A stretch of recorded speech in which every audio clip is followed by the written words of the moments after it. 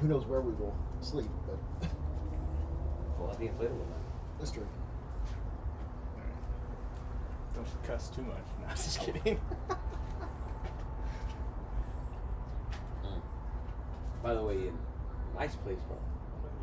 Nice shed too. Grass needs to be worked on next, but No, regardless, dude. I mean, this whole like scene right here kind of gives me Zen Garden vibes, and yeah, then you got, like, this usually goes over here. oh, does it? Yeah, so that's the whole thing, but Dude. it's not reading, so reading, so plus we're doing the reading, so Okay.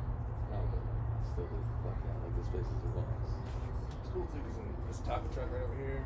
No kidding. Walking distance. Yeah, walking distance, like 2 Fuck blocks. yeah, Safeway's bro. 2 blocks. They're gonna put a brewery right over by that Safeway. You're lying. And then I can walk down to Uptown Vancouver in 15 minutes. Woo! That's nice. That's what. So we got a smaller house as a location versus a bigger house. Right. This was all for the movie.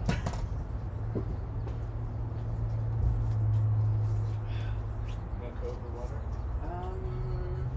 Hey, Just let me know. hey. So Schwartz just messaged me. Would you go to me, right?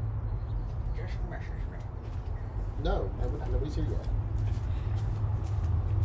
Oh, that's somebody running, right? It's a stick figure. Okay, I sent you the Yes. message. Milkman. So- This is my logo.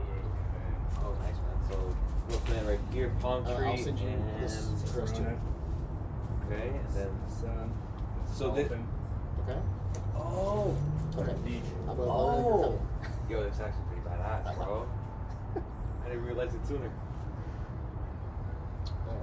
What is your address? Oh my god. 3362 No. 3805. Just one. Oh, 05 G Street. G.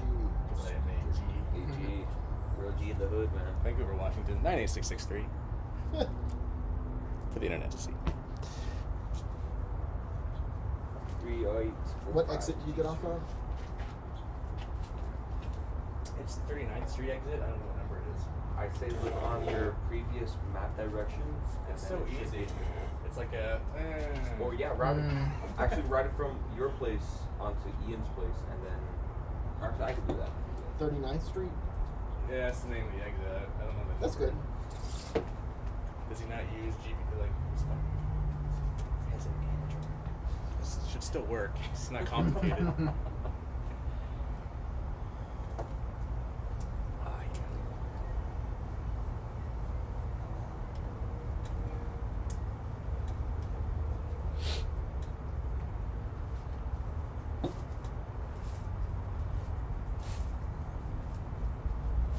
Ah, there it is. Tired parents? No, I think I hate cars. That's it? Just a Need Dramamine? With toast. Is it Toke?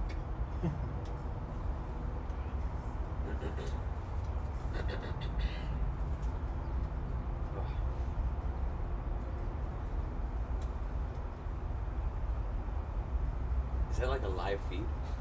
This is streaming to YouTube, but unlisted, so it's not going to like. It's just for people to watch. Certain people ask to record the entire thing, which I was not going to do. I get just that. stream it, let the internet record it.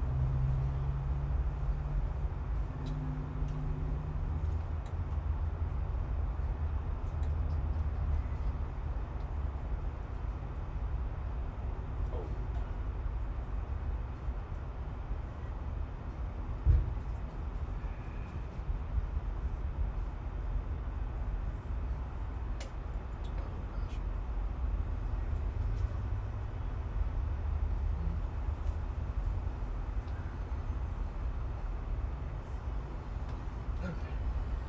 We can get Schwartz here, that'll be great. Do it? So Kevin's gonna go pick her up. Where she live? Division. Yeah, it's a little out of the way for us. Excuse me.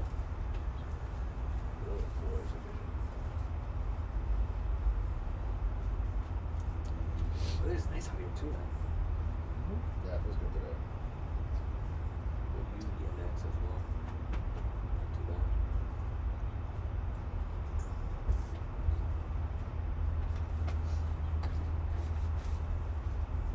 So here. Ian, what can I read this one? You can hold onto it if you're thirsty later, or you can Hey. put it kitchen right here. I'm walking into the right yard. Yeah. We'll leave it inside. How you been?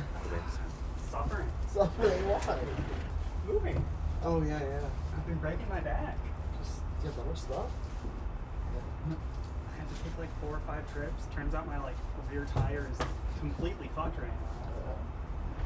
Like I let it sit for like a day and it loses like 10 Loses psi. energy, yeah. Just from sitting.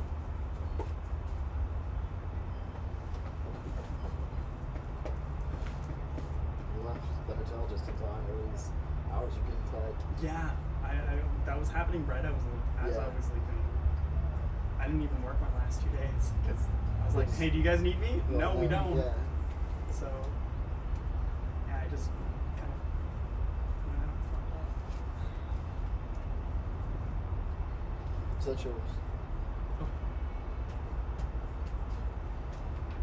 Oh, I'm sorry. Matt, this is my Nice to meet you, Nice to man. meet you. This is Leo. Oh, okay. Theo couldn't make it today. He's in Seattle. Ah. That's Justin. I think it's gonna be great. I think the two of you together is gonna be great. I was making a lot of jokes about like I should get a casting director credit. Right? We'll have to do that. Anybody who suggests somebody else gets a casting director. Do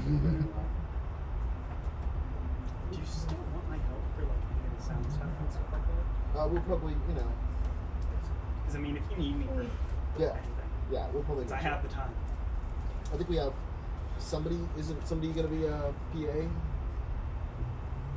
Hey. Hey. Hey. I'm Abel. Nice to meet you, Nice to Matthew. meet you, Quentin. Matthew. Nice to meet you. Likewise. Quentin. Quentin. Paris. Paris. You two have read together, right? No, not yet. Oh, okay. Excellent. How's it going? Pretty good. So this is your real dad. This is the doctor. We see the resemblance. Gotcha. Well, once you see the other dad, the dad you live with, you'll see. It'll make more sense. Yeah. Charles. Was he supposed to be a redhead? Well, We were both originally, supposed to be redheads, yeah, right? yeah. So we kind of switched it. Now the dad is a blonde, and the mom is a redhead. Mm. So yeah. Was it hard to find? actor, right? Yes. Yeah. Yes. Yeah. Was it hard to find a redheaded dad and son? No. It just happened, and it worked out. We had known him. You've known him quite a while, haven't you? Brad? Yeah. Oh yeah. Yeah. He's also letting this monopolize his house for Oh a yeah. weekend. Yeah. The house. So His, it's a his bit house of is a- going to be. it's a bit of a his house. negotiation. Yeah. Is it this one here? No. No. This is your house? This is my house. Oh, okay. Hey, fucking shooting in my house. Chaos. I know how this goes down. Right. Oh, you got this all set up this morning, huh? Oh my Unfold. gosh. Should have seen him running around furiously all over the house. Sounded like a bad experience. It really kind of was. Did you actually do this last minute?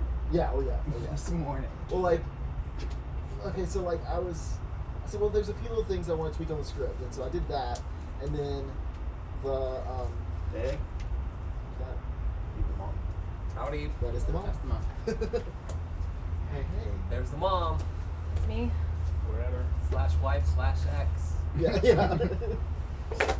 She has many hats.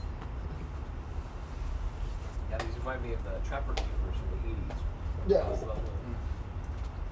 But they still have The blue one don't that's just for today. Don't write in or anything. I'll get you another one. Okay. It depends on who all comes. Otherwise, you're not gonna have one. The white ones we can write in? Yeah, yeah. One of them will be yours, like to keep. That one's gonna be Ian's. But he's shooting today, so. But no, I tweaked some stuff, and then I said, well, I need to have it printed. And went to the printer, and the printer was like $19 a script, and I didn't go, or I would have just said fine. But Kevin didn't want to pay the money, so instead he went and bought ink and paper, and I was just like, this is gonna take forever. And then I ended up last night tweaking more. And so then this morning I woke up and was like, I need to read what I tweaked because that was like, midnight when I was writing that. And everything was good. And I started printing at like 8 o'clock. And by 10:30, I had 4 scripts printed. Like, it was taking no. so long. And then, of course, in between all that, you run out of ink, and then I thought I had run out of the black ink because that's all I was using, but no, I had run out of blue. So then I had to change the blue ink, and then turned that, like, 2 prints later, I ran out of red ink. And so I'm like, why is it using red and blue? I really don't understand. And Can't finally, you use those to combine to a darker color? Well, Yeah, I like- think all of the colors are black. well, I thought if you hit black and white, it only uses black. But I don't know. I have no idea. Only if you have black left. If you don't have black left, it'll try and make black out of the color. Right. I'll do it. I have no idea. What is that? Anyone need water or Coke? I'm good for now. I got my water here. Wait, what? Water, Coca-Cola. I'll take Coke. I need caffeine. I've been up since 3 a.m. Okay. Right all up. Reading the script, you die hard. Yeah. I messed up my sleep schedule because I've been moving. You're moving to 12. 12? Okay. What's that like? From where? From Vancouver. Oh, no. I basically got everything. I just have to break stuff down in my room in Vancouver. So were you close to this house here in Vancouver? I was closer towards Battleground. I was in Orchards.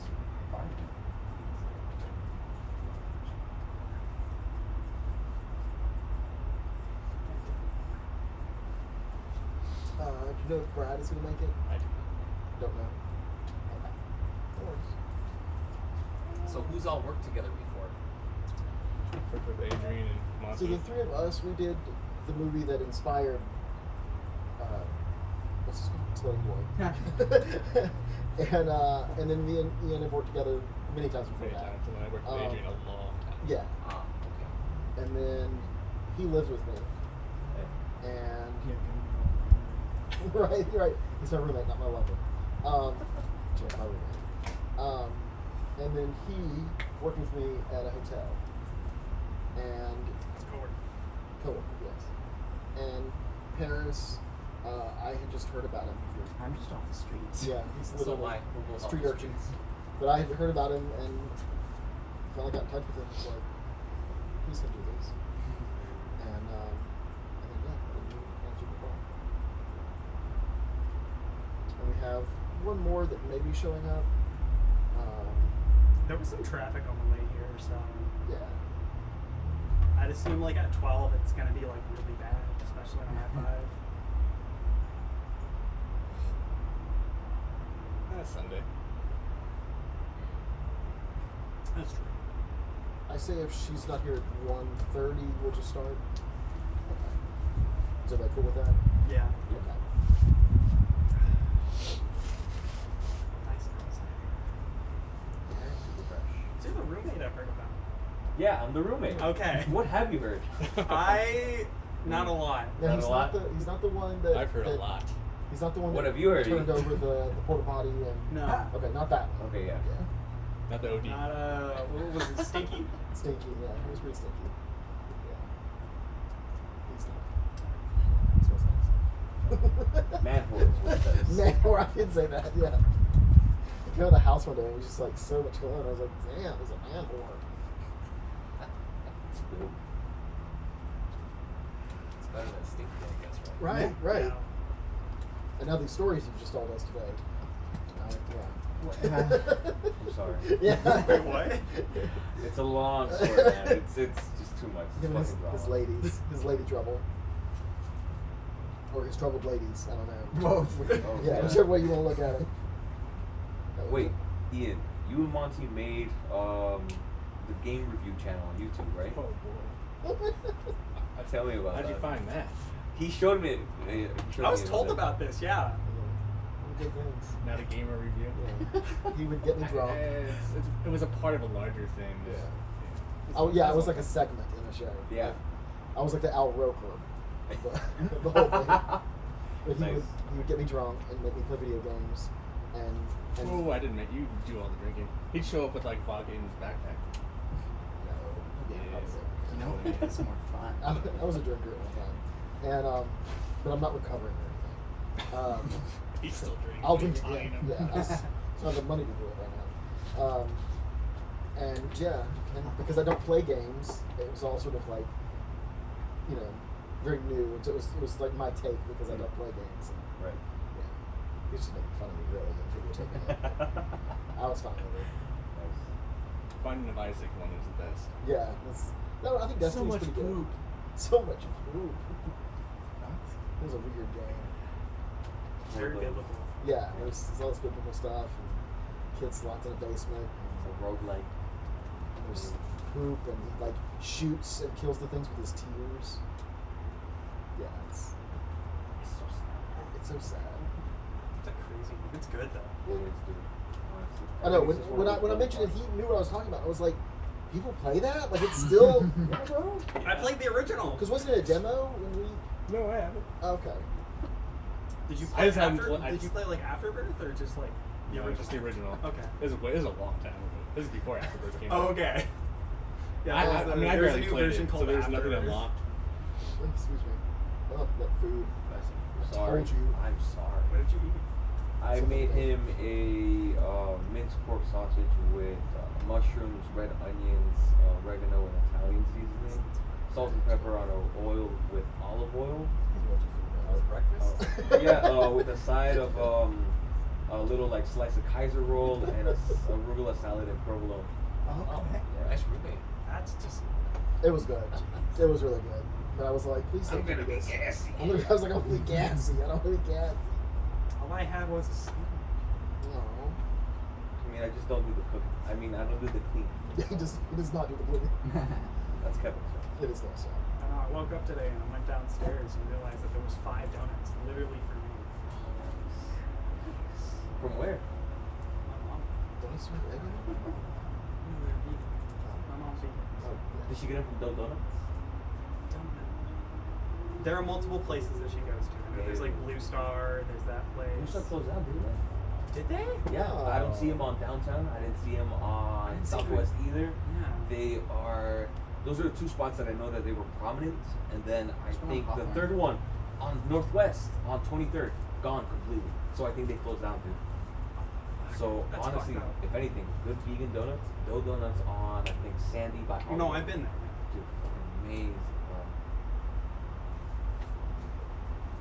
Amazing. Okay, Kevin's on his way to get Laurel.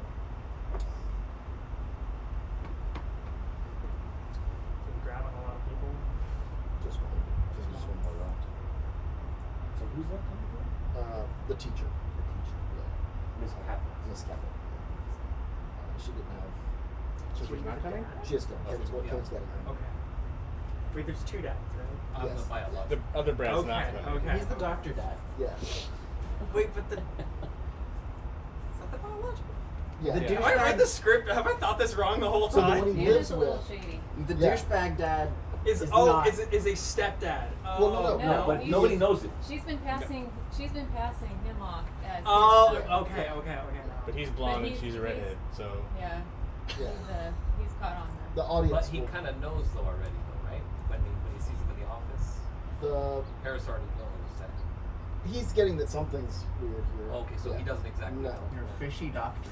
Yeah. I will never explain. Yeah. Basically. It's never really. But you know, they all end up together. It's not important. I mean, it is, but. I think I caught it It's when like I read it one and of then the central promptly parts of the forgot film. about It's it. extremely important. Right. No, the mom and they went to like grad school together. Yeah. Because she has a master's in women's studies. So they probably were taking psychology classes or something, or sociology classes. Yeah. Honestly, he was probably like her TA. So it was so unethical. That's how it works. No ethics in love, man. Right? There's no ethics in love. It's a little ethics in love. It's a little. There's a little. Okay. Twisting my arm there, buddy. So what's your role? I am Leo, right? Yes. Yeah. Leo. Today he'll be reading for Leo and Theo. But yeah, it's the Twins. they're not really twins. They have to kind of change it to just bros. They're just friends. But yeah, originally it was gonna be- twins. Yeah, the twins. He wanted Twins us as to, in they're like hooked arm in arm. he wanted us to do like some special effects and do like a the Winklevoss twins. Yeah, the and, Winklevoss twins. in the social Army network. Hammer. Who's playing the other one? His name is Justin. Cool. You'll meet him one day. Army Hammer eats babies, dude. Did you hear about that? Yeah, I know, dude. Crazy. I heard a lot of stuff. There's this scene in Call Me by Your Name where he grabs Timothy Chalamet's foot and bites it, and I was like, no, Timmy! He's gonna eat you! Nice. So how many people are not making it today? Probably a lot. The dad Well- probably won't be here. Yeah, Brad won't be here. Who plays the other dad, and then that's pretty much the main. Cast Yeah, of- that's really the only main person. Okay. Him and Tatiana. The Napoleon woman. Yeah. Yeah. Yeah. Napoleon. Oh, and Bowling Woman, yeah. Oh, Yeah. Bowling Woman. and the aerobics instructor. Real big instructor. Yeah. And I'll be playing all Was those it is characters. it the one that you showed me that's playing the aerobics instructor? The redhead guy, right? Yeah.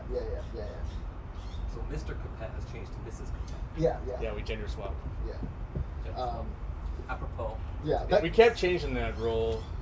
right. First, it became an older man who like possibly had cancer or something. No, it was Brad originally. Oh, that's right. It was a Yeah. gruff. And That's then- the one I applied for. Yes. Yeah. And then it became an older man that had a disease or had a test coming up that he was nervous I about. was trying to get an actual SEG actor, but he Yeah. was too busy, so I Yeah. couldn't lock that down. And so then, and I changed all the dialogue and stuff for that. And then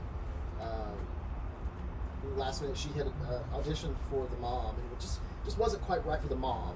And we were like, Let's just do it. it'd be nice to have her in here, though, you know. And it's, so I like found a role for her, and I kind of made it a. She never really totally says, but it's sort of like a lovelorn sort of situation. Like she just doesn't think she's ever gonna find love, and which works because then she can have these speeches about how the world is just crap and shit. You know, she can like say it to all these kids who are all impressionable and like, no. You happen to have allergy medication, would you? Yes, You might. I don't know. I just realized now that I'm here that I forgot to take any before I left. I have Benadryl.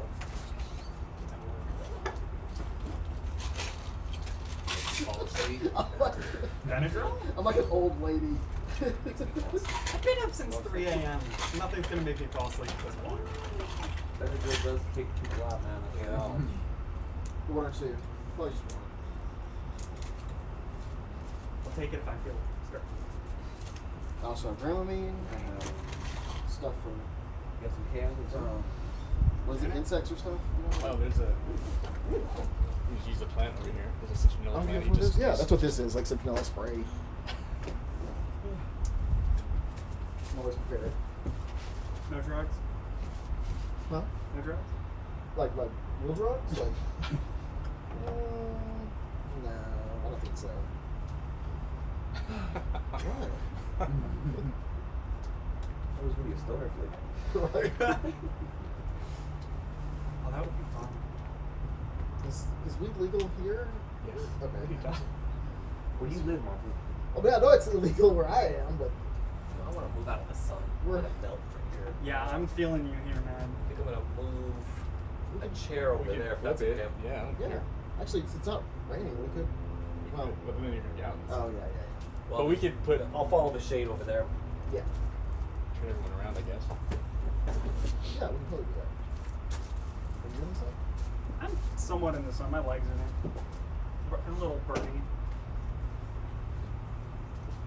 We got a few minutes. Maybe we'll go over then. If we know that someone's still coming, we can just start with Yeah. I can't wait to hear Kevin's story after this. What's the story? just how it all goes down. I'm just interested. Him picking up the other actress. Just interested. So Monty, how long have you been developing this story? Since before we shot Look Up, which was when was that? Last year, Last Pre-COVID. Okay.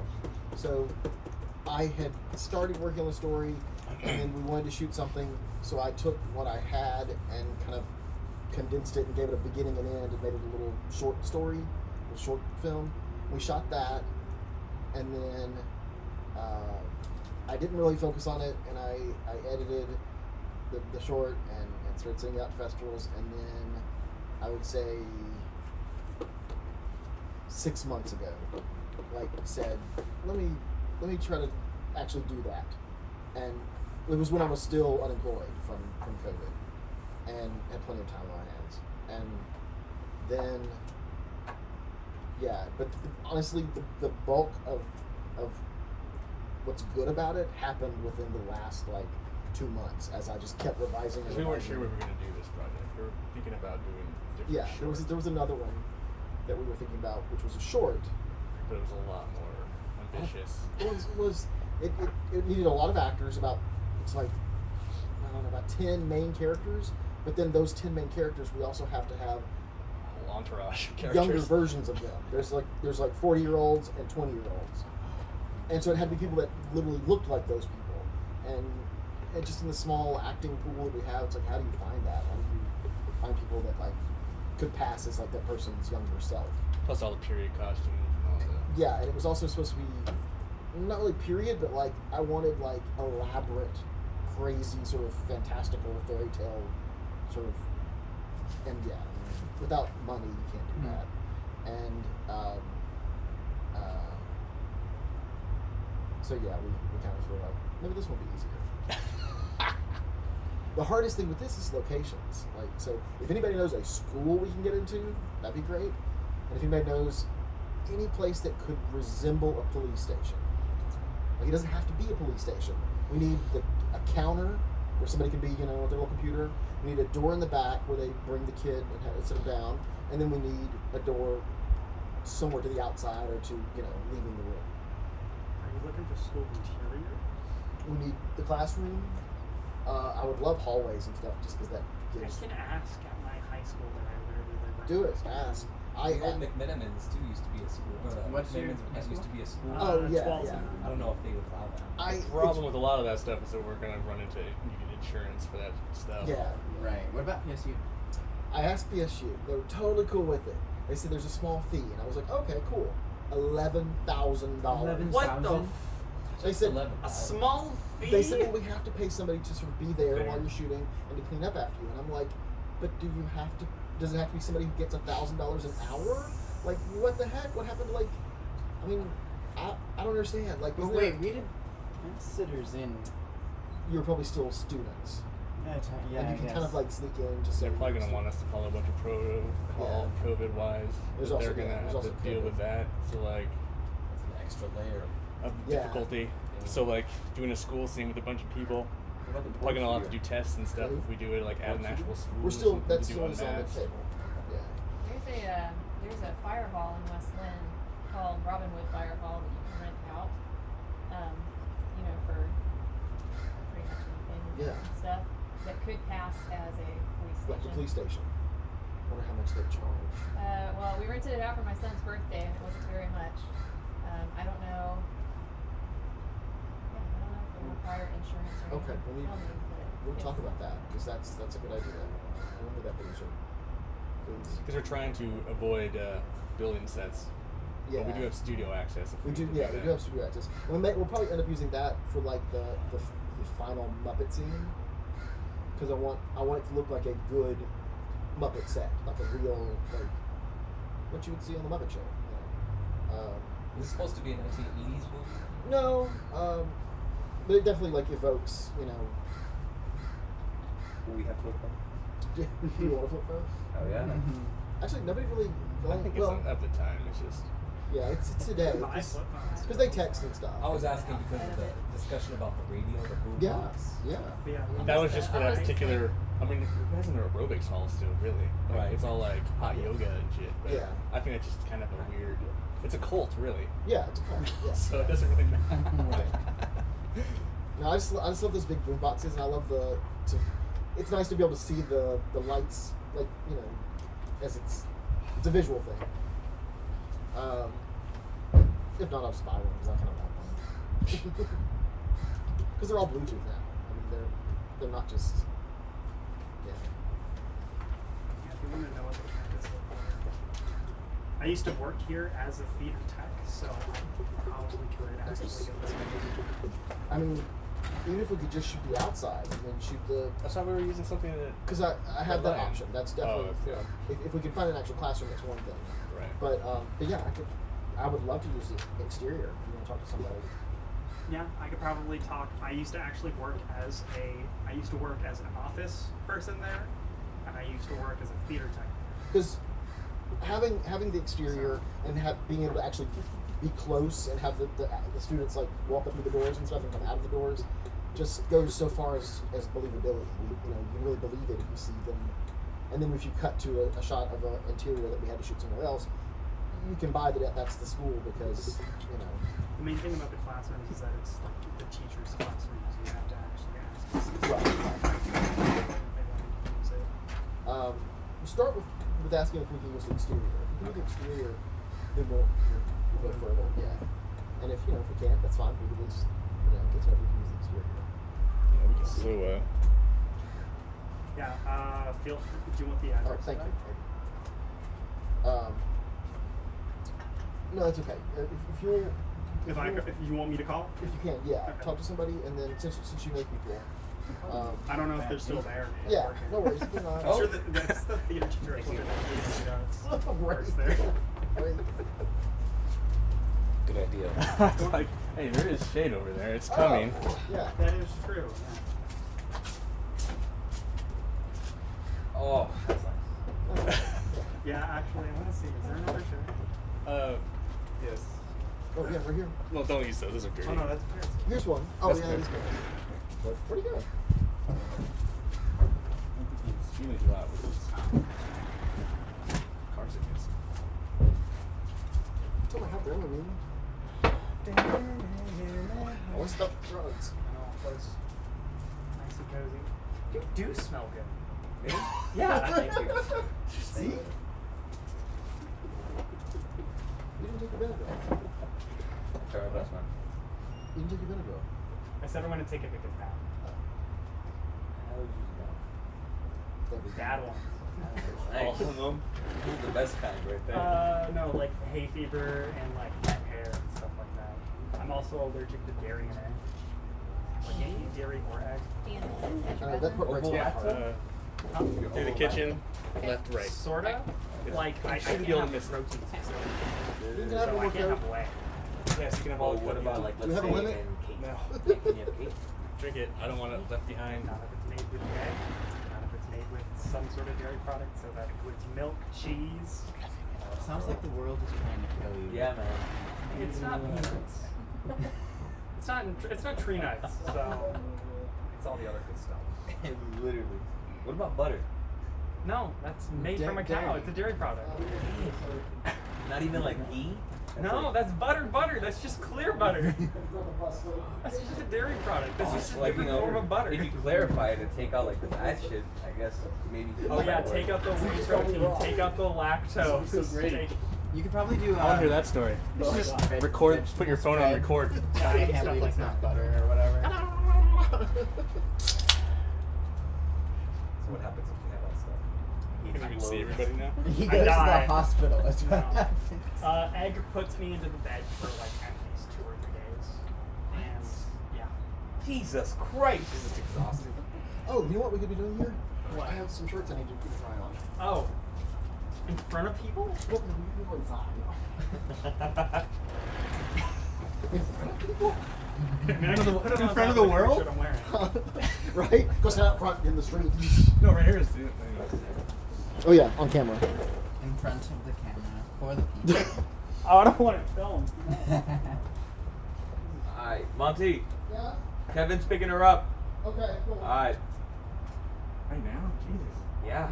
And wait, is this the teacher Yes, person Cabot. lady? Yeah. Or is it Mrs. Cabot? Now it Miss Did Cabot. you correct it in the script? It must be Miss because she's like all sad because she doesn't have. Yeah. From what I've heard, the character itself is just cool. In the first script I read, I there was a read lot this of version like, of it. I really hate my wife. I think Yeah. I want to divorce my wife. Does anyone know a good divorce attorney? Right. And then it was he hated the world and he's dying of cancer. But he's not have cancer. There's a turn at the end. Because then they fall in love, and that makes him not hate the world, and he decides to go travel the world. Oh. I don't know if he kept a turn for her now. I don't remember this one.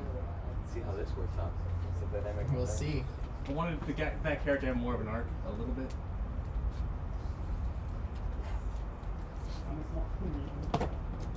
Ian, how did you meet Monty? I met Monty. He was kind of in a relationship with a friend of mine, and we went to Comic-Con way back. San Diego? And back then he used to go by Jeremy, Jeremy Jones. and then no, not San Diego, just Rose City. And then yeah, we went and hung out. We were two filmmakers. Cool. I say San Diego because I used to live down there. I used to do the comic. I'm a sign language interpreter, so I would interpret for a lot of the panels. So it was really cool. Yeah. I went once in 2008. Okay. That was enough for me. Yeah. Never again. It's a lot for people who are just waiting in line all day. Oh, it's gnarly. And we got press access, so we got in early, but it's just too much. We were covering it for our website, and it's just constantly going to parties and drinking, and you'd think that would be fun, but you do that for like a week, and it's just like, Yeah. Let me see if this fits you. See, I can feel it cooling in, cool down. Yeah. It's the Clouds are coming. So we can relocate. All these weathermen think that they know Yeah, if you brought a jacket. no rain is coming. Put that on. Not right now. Cozy enough. Not really. This outdoor bed is pretty comfy. It's not a bed, it's a couch. Couch. Yeah, it used to be our old couch. I used to have a red couch. Feel okay? And I then like instead of, it's so hard to get rid of a look couch. this up. Let's see if Yeah, it'll it pop is. hole.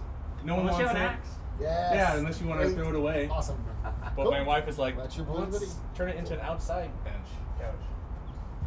I don't know how many couches I've actually had to saw through. It's at least 3. Great. You have to saw through them? Yeah. You have to saw through them and put them in black plastic bags so you don't get in trouble and throw them all. Like Medea? I just take it to the dump, but Oh. Oh. I mean, I just toss them in the garbage Right. disposal that we have here. So it's just like goes out at the end of the week. So. Before everybody leaves today, we all need to photo and look up because it's what? huh? What'd you say? You already sent me the link to Such a that. pusher. Can you vote multiple times? I think Well, the so. link that you sent me was dead. Was it dead? Yeah. I think it probably dies every day. Does yours die every day? Ian? Does mine die every day? How do you? I don't know. I haven't gone back to check. Okay. I'm busy. dead? I got other things to do. Sorry. Than just sit by a computer and hit vote. Apparently I think they, Refresh it. every day that it airs, it comes with a new dual thing probably. So I'll have to get one today. Listen, I don't really want people to watch me, so. You don't feel watching you? Yeah. He's great. He's great in it. I wish you would have shot it. But that didn't happen. I hate shooting, Monty. What? You're shooting this entire movie. I know. Not by anyway. By necessity. You're gonna be the best. You're gonna be the best DP possible. I promise You're you. watching the couple? Yeah. Still making out? Yeah. Yeah. They're still going at it? How long have they been going at it? They were going at it when I got here. What? They were going strong when I pulled up. So this house across the way is a halfway house. Yeah. So they they're they halfway stay kissing? there. So when they come in and get visitors, sometimes the visitors are just kind of locked on for a while, Aww. and then he goes back his direction, and They go back there. Is it a halfway house for like drinking and stuff, or like murder? probably not murder, Okay, and Let's hope definitely not anything sexual since I live between two schools. that's true. So it's probably just like stupid stealing, or maybe drugs, Not smart, Steven. Petty things. petty things, Petty things. Stealing hearts. stealing hearts. Parent lane. Apparently. I've been going at it for He's still I doing it. think He's still they're at it. dead. They need to take him back. Just fuck already. Please don't. Kumbaya.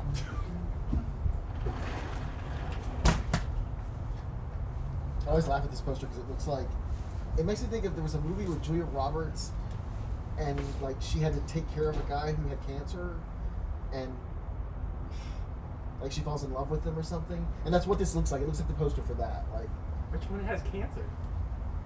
probably him. Oh. Yeah, that's right. Well. You have cancer. Okay. Yeah. Is And that why his- you're the exploding boy? you're his kid. It's not cancer. It's an exploding disease. And so you're his caretaker. And, yeah. And At first, I thought the title was "Boy Exploded." I think Did I I see wrote that that somewhere? sometimes. Okay. Yeah. Yeah. I think I actually Guy wrote that girl sometimes. interrupted or something. Yeah. Have you edited it to not say Nicholas at certain points? I think so. I think I've got all the Nicholases out of there. Okay. And in fact, Because you just said the There last was- time there I was checked, one and there was a Susan bunch of too. Nicholas. yeah, just last night I found a Nick, and I was like, "What? Where did that come from? Like, how do they keep showing up?" Hey, super thorough. Where are you going? Jump over the fence. Well, I think my brain like skips over stuff sometimes, and like I mean, if you're writing really late at night, of course. I just know what I'm saying, and so like if yeah, I don't know.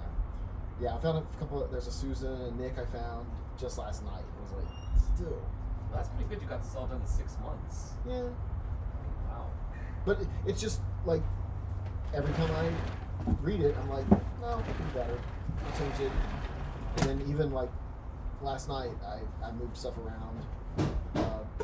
Like you don't confront him at the motel this time. You see him there and just assume something. Were you the one that nefarious is going commented on. about the trailer? Trailer. No, just me. Okay. I wasn't sure. Someone But, like- someone jumped on, and you were asking me about the video game stuff, so I thought maybe you jumped on about the. Okay, that's good. I had someone subscribe and started asking all those questions about a very old movie. Who was it? I don't What know. were the questions? It's like, where can I see this movie? Oh. On the Discord? No. Oh, okay. YouTube. God, started getting activity. I was just curious. Gotcha. If someone amongst the group. Because you mentioned the gaming thing, Yeah. I thought maybe you were snooping around. No, I wasn't even snooping. It was just Monty. He was like, hey, check this out. And I was just like, oh, cool. Did I say that? I mean, you don't sound like that. No, did he make you watch it though? Oh, gee, I'm sorry. I didn't have to watch it. But, I mean, it's not like he made me watch it. He was just like, check this out. I was like, okay, yeah, sure. Like Clockwork Orange, he's just like. Yeah. Held his eyes open. Didn't the guy get like retina scratches after that? Maybe. Yeah. Oof. So when did you guys take these pictures?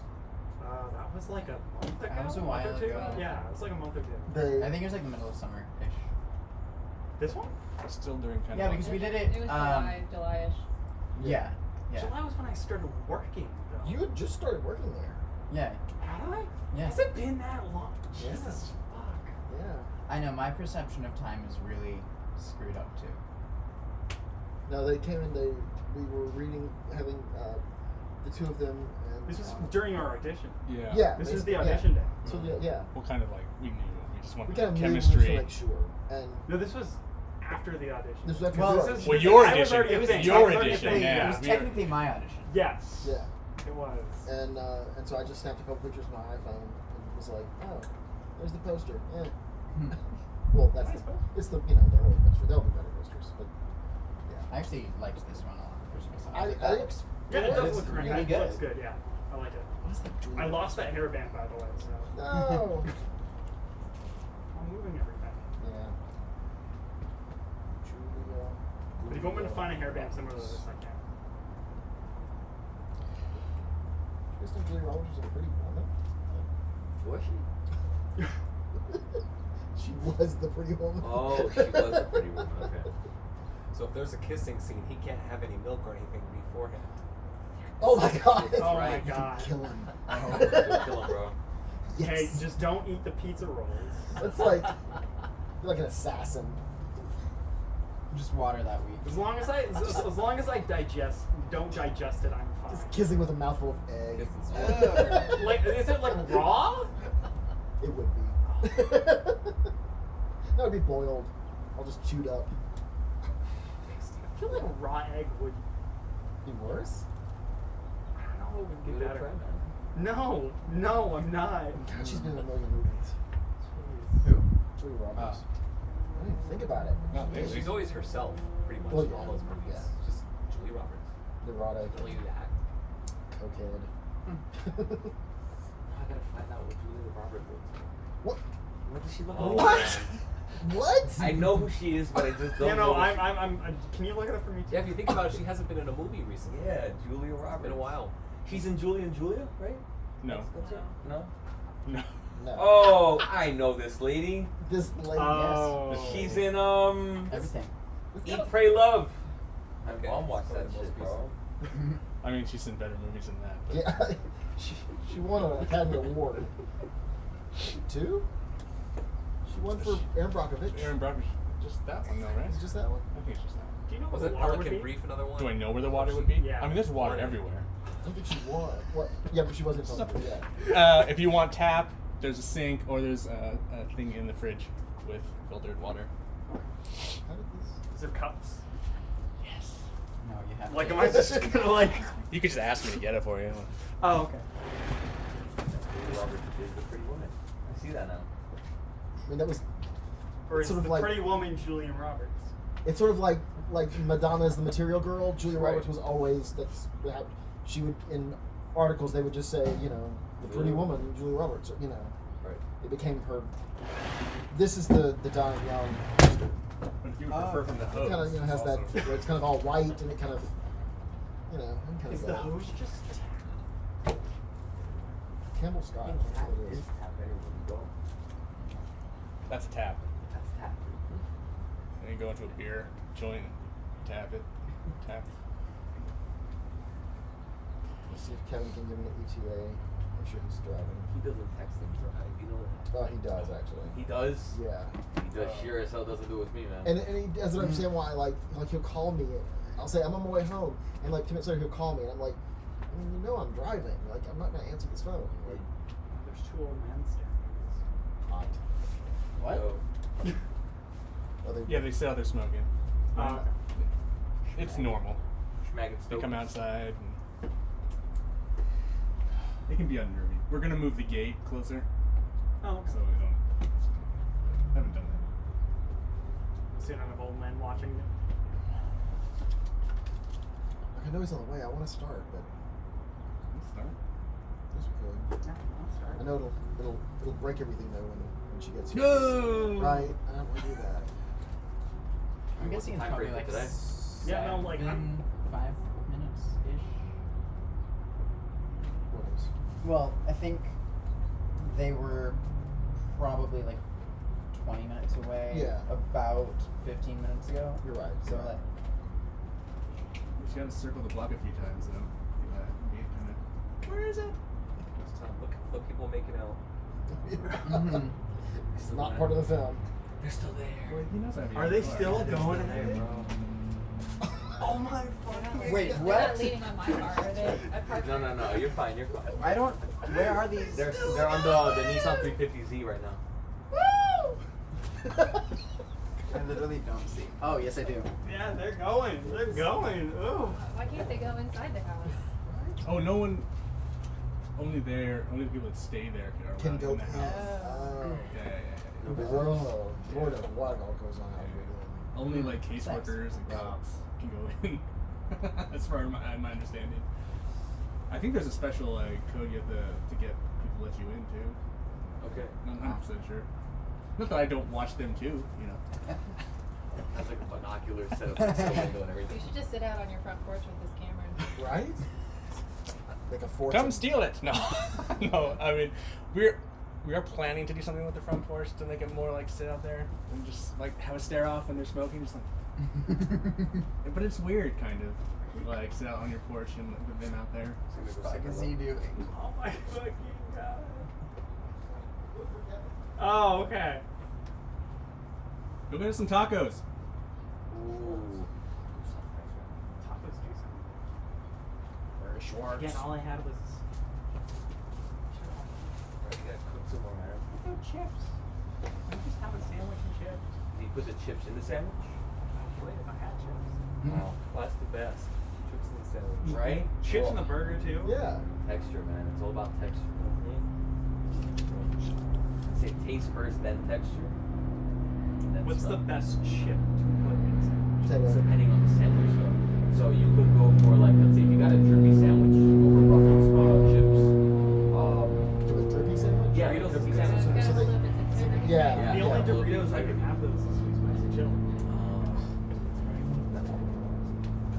I can have cheese there, including the salsa verde one for some reason. That one has milk in it.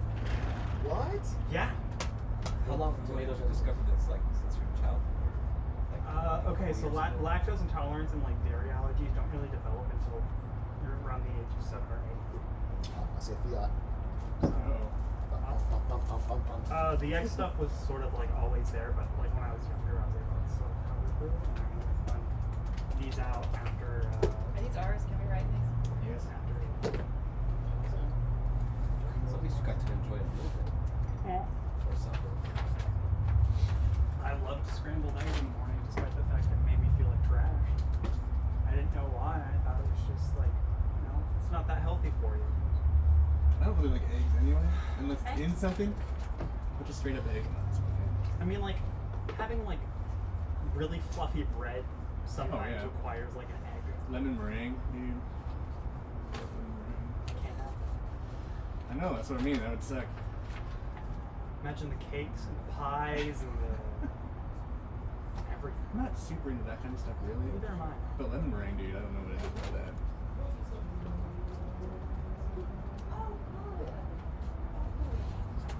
It's go time. Hey everybody, this is Hi. Do you have Laurel or Laura? Laura. Laura. Okay. Yes. Hello. Hello. Oh, I just met you the other day for the abusive thing. I was the abusive husband. Gosh, how are you? Pretty good. How are you? It's good to see you again. Small world. It's a small world. Every project I've done this summer, I've met at least one person from another project. So it's like 2 degrees of separation. Oh my God, it's a small world. Do we have another chair, maybe? So she, Wow, so she doesn't sit Oh, beside? yeah. Just grab one from Yeah. the side. You might end up melting sitting right there. So Yeah. probably have to make space for you to sit in Oh, the shade. I'm okay for right now. I mean, I feel good. I feel okay. I mean, Just lean your way. Okay, if it, I'm if not it, burning. if it gets too Take warm. a foot rest. Alright. Yeah. Well, just in case. Yeah, if it gets too warm. Thank you. Thank you very much. I'm okay though. It feels good. Let's see, you have a script. Yes. Cool. Awesome. All right. I think we're ready to start then. So we have a few characters who are missing. I'll just read all the characters that aren't here, Okay. and I'll read the narration. Okay. That sounds good. Ian, you just tell us whenever you're ready. It's already recording. Oh, This is only gonna get like certain things, so like Gotcha. this Okay. is not. No worries. Interior, silver home, kitchen, evening. The room is a slightly dated kitchen with a tile-topped island in the center. Alexi Silver, aka Alex, opens up his laptop on the counter and pulls up a video. Alex is a sprite-like kid, wiry and geeky, with big brown eyes and dark tousled hair. He's wearing a blue hoodie.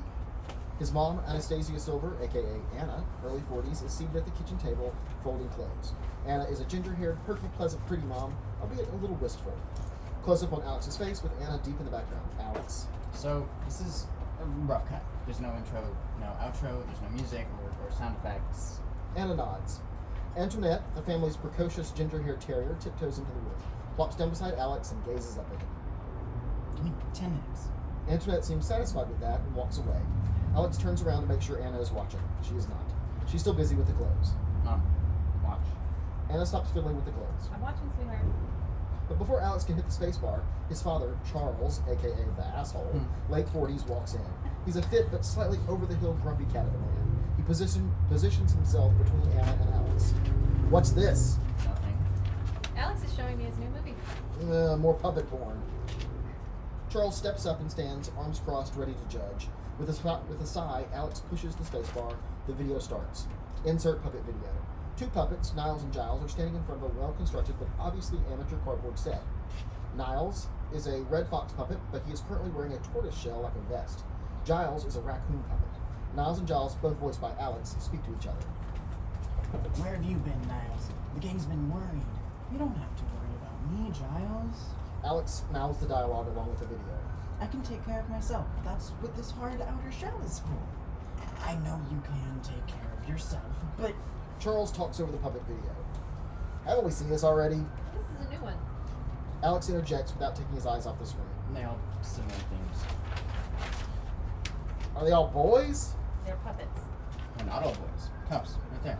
Cuffs, a leather-clad dog with a buzz cut, walks into frame. Cuffs is a girl.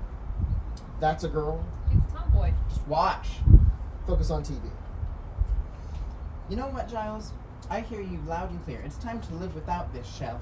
To truly get close to someone. To get close to you. Naked fox body against naked raccoon man. The way nature intended it. Niles shakes the tortoise shell off. The two puppets, Niles and Giles, embrace and open their big puppet mouths and kiss. Charles is unnerved. You don't show these to other people. Charles. There's a reason he has no friends. Charles leaves the room. I enjoyed it, honey. Anna stands up with the laundry basket and walks toward the door to the foyer. She stops before leaving. But is there something you're trying to say with your videos? Alex ponders. I think people just enjoy watching people fall in love. Anna smiles. I think so too. She leaves the room. Alex looks into the camera. Interior, the school classroom day. It's a 1940s era school with 14-foot ceilings and wood floors. Not quite Dead Poets, but not quite Breakfast Club either. The students sit in groups of 3 or 4 around long tables. Alex lingers at the door. The teacher, Louise Caput, 30s or 40s, is simply over it. Tatiana says, Miss Caput, what about love? Don't even. Okay, I'll go ahead and say it and maybe save some of you some headaches. So this is a cliche, but love is a chemical reaction. It's hormones flooding through your brain. It's definitely not some fifth dimension or... Miss Caput notices Alex. Alex Silver, get in here.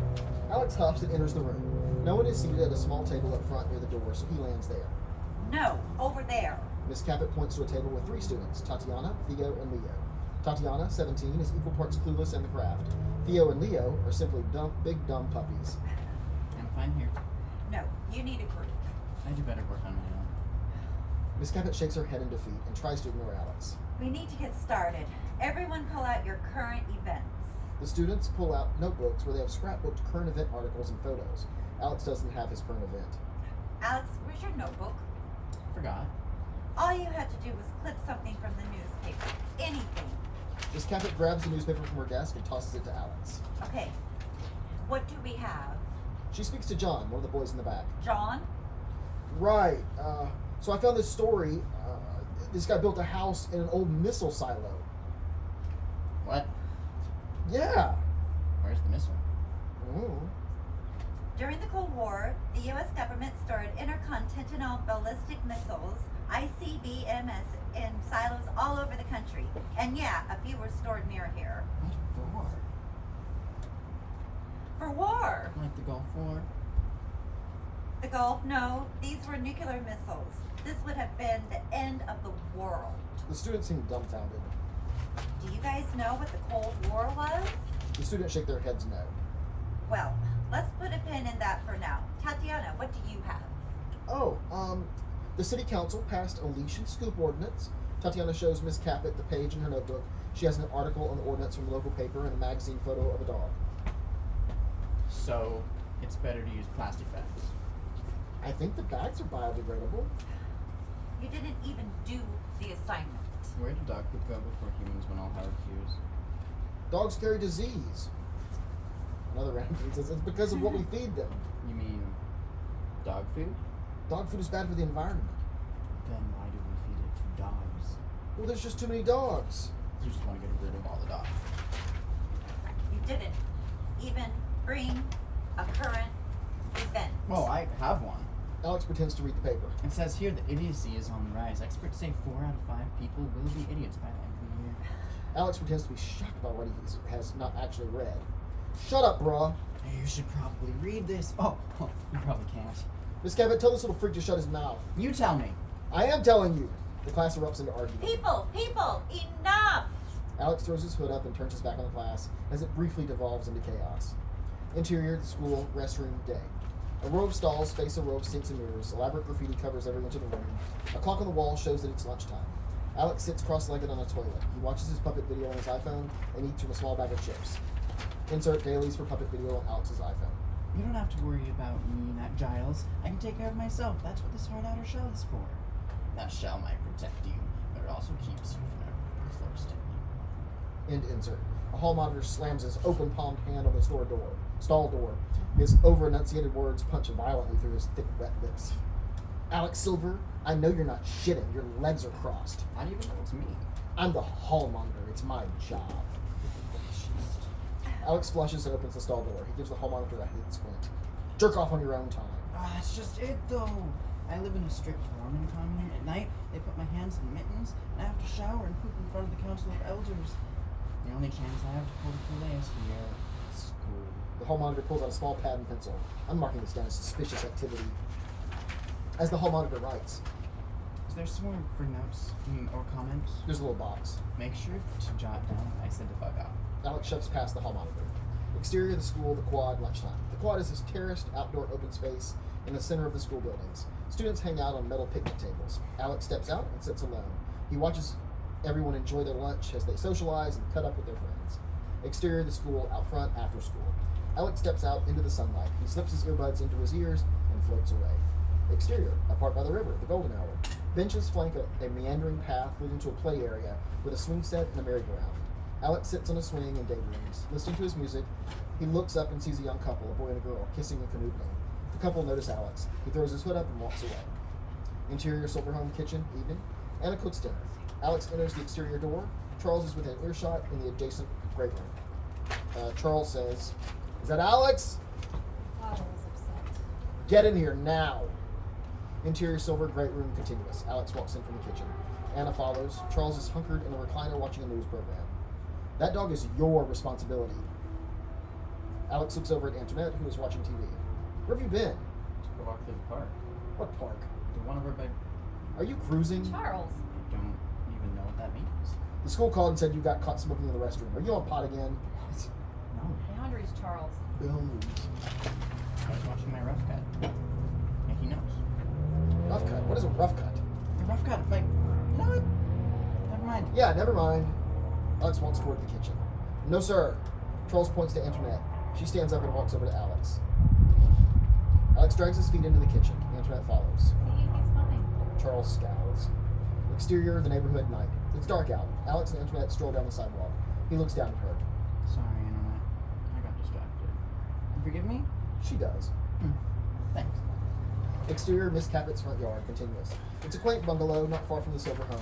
As Alex and Antoinette pass the house, Alex can see inside. Miss Cabot is eating dinner with a TV tray while watching television. She begins to cry.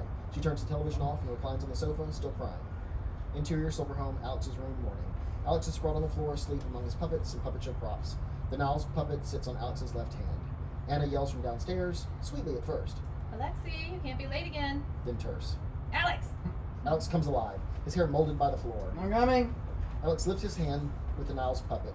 Niles shakes his head disapprovingly at Alex. Alex responds with a shrug. Alex takes the puppet from his hand and carefully places it on a small holder. Interior, Silver Home kitchen, moments later. A few sausages cook on the stove. Charles is seated at the breakfast table, gobbling his food. Anna is deep in thought. I told you! Huh? What? The sausages! Anna is not eating the sausages. Instead, she begins looking through the cabinets. Charles holds up a sausage on his fork. Try it! Good. Seriously, taste it. I'm not hungry, Cal. Charles holds out his fork with a pierced sausage on the end of it. Just take a bite. I'm not eating breakfast. I'm not asking you to eat a meal. Charles? No. What is wrong with you? Nothing. I just don't want the sausage. Alex drags himself into the room. He's still wearing the clothes from the day before. Antoinette tiptoes behind him. Where's my Alexi? Alex takes a seat at the island. Jesus, what are you, some kind of heroin addict? He goes to school like that? Alex pulls his hoodie over his head and pulls the drawstring until it resembles a butthole. Charles notices Antoinette and points to her. And hey, today, you get home early. It's 7 a.m. Let him breathe. That reminds me, I'm out of breath strips. Breath strips? Breathe strips. It's my fault. Yeah, breathe strips. Grab me some today. I wasn't planning on... Is that the nose things?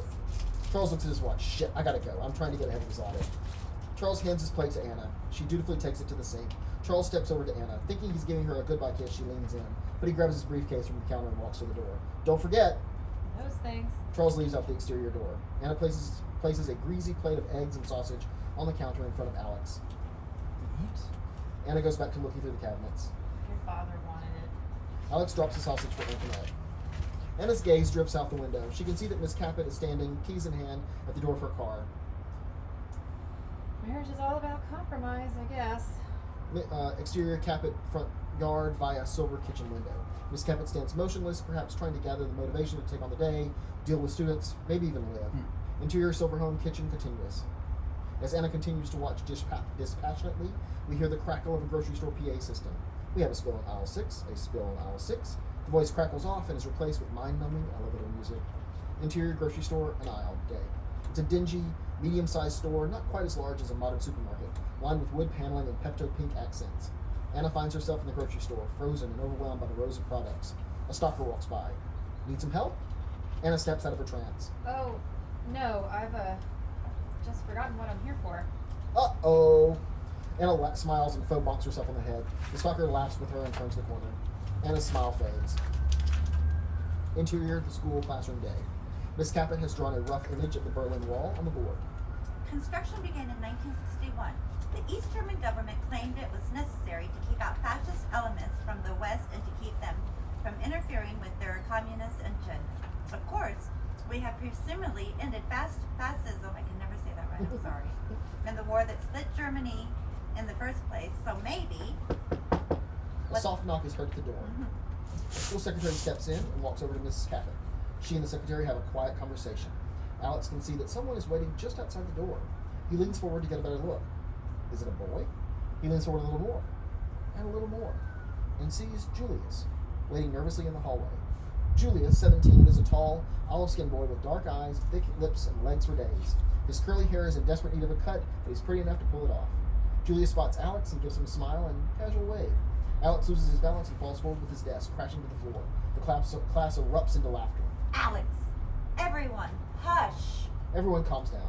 Miss Caput can't be bothered with Alex, so she motions for Julius. Julius steps into the room. As he passes Alex, he offers his hand. Got it. Alex stands and picks up his desk and belongings. The secretary walks out. Miss Caput speaks quietly with Julius, then looks up at Alex. Alex, make room for... No! Alex clings onto his table as if an oppressive regime is trying to take it from him. Alex! Miss Caput composes herself. Go ahead. Julius takes a seat beside Alex and reaches out for a handshake. Okay, so, Berlin Wall. Miss Caput, Yes, Tatiana. do we have a new student? Sure, everyone. This is Julius. Julius turns and gives a shy wave to everyone. So, the communists on the... Where's he from? Where are you from, new boy? Oh, was that? I'm sorry, you were there. Yeah, that's you. Where are you from, new boy? Bakersfield. Alex places his foot on Julius's chair and scoops himself a few inches away. California. Yeah, but Bakersfield is What was it like there? a lot like this town. Bakersfield's at home. Julius turns his head toward Alex and smiles. Sort of. And back to the Berlin Wall. So, one of the many drawbacks from cutting themselves off from the rest of the world was that it was called brain drain. We're just gonna fade out. Mhm. Exterior grocery store strip mall day. Anna exits the grocery store with a bag of groceries in her arms. A scruffy man steps up to her. You have $1? Anna stops. $1? I ran out of gas up on the 5. My kids are waiting in the car. Oh no. Anna tries to balance the grocery bag in her purse as she digs around for $1. Her hands are full, so she pulls $1 out of her purse with her teeth. The scruffy man takes the $1. Maybe $5 would be better? $5? I mean, the kids are waiting in the car, you know. Right, right. Anna Wait. fumbles and drops the bag. It hits the ground with a smack. Another person walks by, and the scruffy man follows after them out of frame. You have $1? Anna is momentarily devastated, but instead of crying, she digs out a box of ice cream sandwiches and walks away. Exterior aerobic studio continues. An aerobic studio is in the same strip mall. As Anna passes it, she looks inside. Seems like fun. She checks out the times listed on the small sign near the door. She pulls out her phone, snaps a pic of the times, and walks away. Exterior, the school, the quad, lunchtime. Alex walks out into the quad. Across the way, he spots Julius and the available space beside him. Alex walks up to Julius from behind, but just as he reaches him, he chickens out. He walks past him and finds an empty spot a few tables away. But now they're facing each other. They both look up and make eye contact. Alex looks away, but Julius smiles. Alex pulls a sandwich from his book bag and takes a big bite. Exterior of the park by the river later that day. The park is tranquil. Anna sits on a park bench eating an ice cream sandwich. The empty box sits on the ground below her feet. Exterior, the school out front after school. School's out for the day. Everyone is leaving campus. Julia steps through the front door and sees Alex turning the corner and heading down the sidewalk. He chases after her. Sidewalk near the school. Continuous. Julius catches up to Alex. Hey. Alex is wearing earbuds and doesn't hear Julius. Hey. Julius passes Alex and waves him down. Alex takes out an earbud and gives Julius an inquisitive look. Hey. I was just saying, hey. Oh. Hey. Alex starts to put the earbud back, but Julius speaks up. You headed home? Yeah. Yeah, me too. I live this way too. They walk awkwardly together for a moment while one of Alex's earbuds hangs non-committally from his ear. Where do you live? Bro? Sorry. You go. Where do you live? You live this way? Yeah, over on Super Cherie Street. I call it Super Cherry. Your dad must be rich. It's just me and my mom. So, like, did you grow up here? Yeah.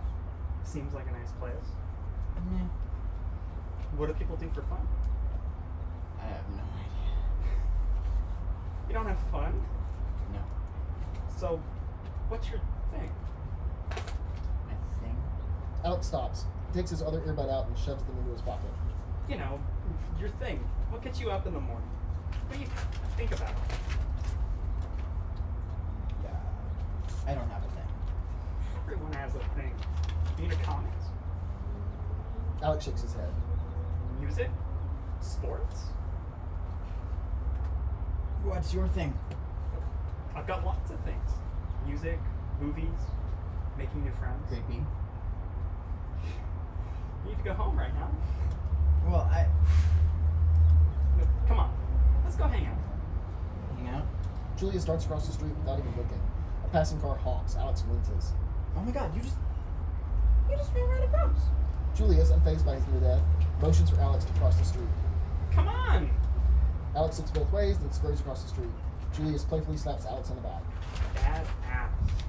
Exterior, the park by the river. Later. The park is not as tranquil as it was earlier. Elementary school children have descended upon it, and their cacophony of prepubescent screaming sounds like a scene from Hitchcock's The Birds. Alex and Julius sit on a set of swings and drag their feet. What's Bakersfield like? It's just a town. Did you hang out at the beach all the time? There's no beach in Bakersfield. No beach. Julius smiles and shakes his head.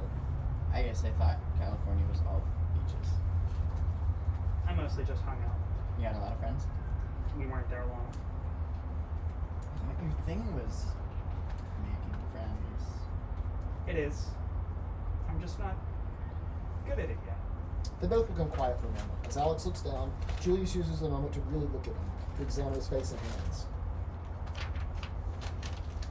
What kind of music do you like to listen to?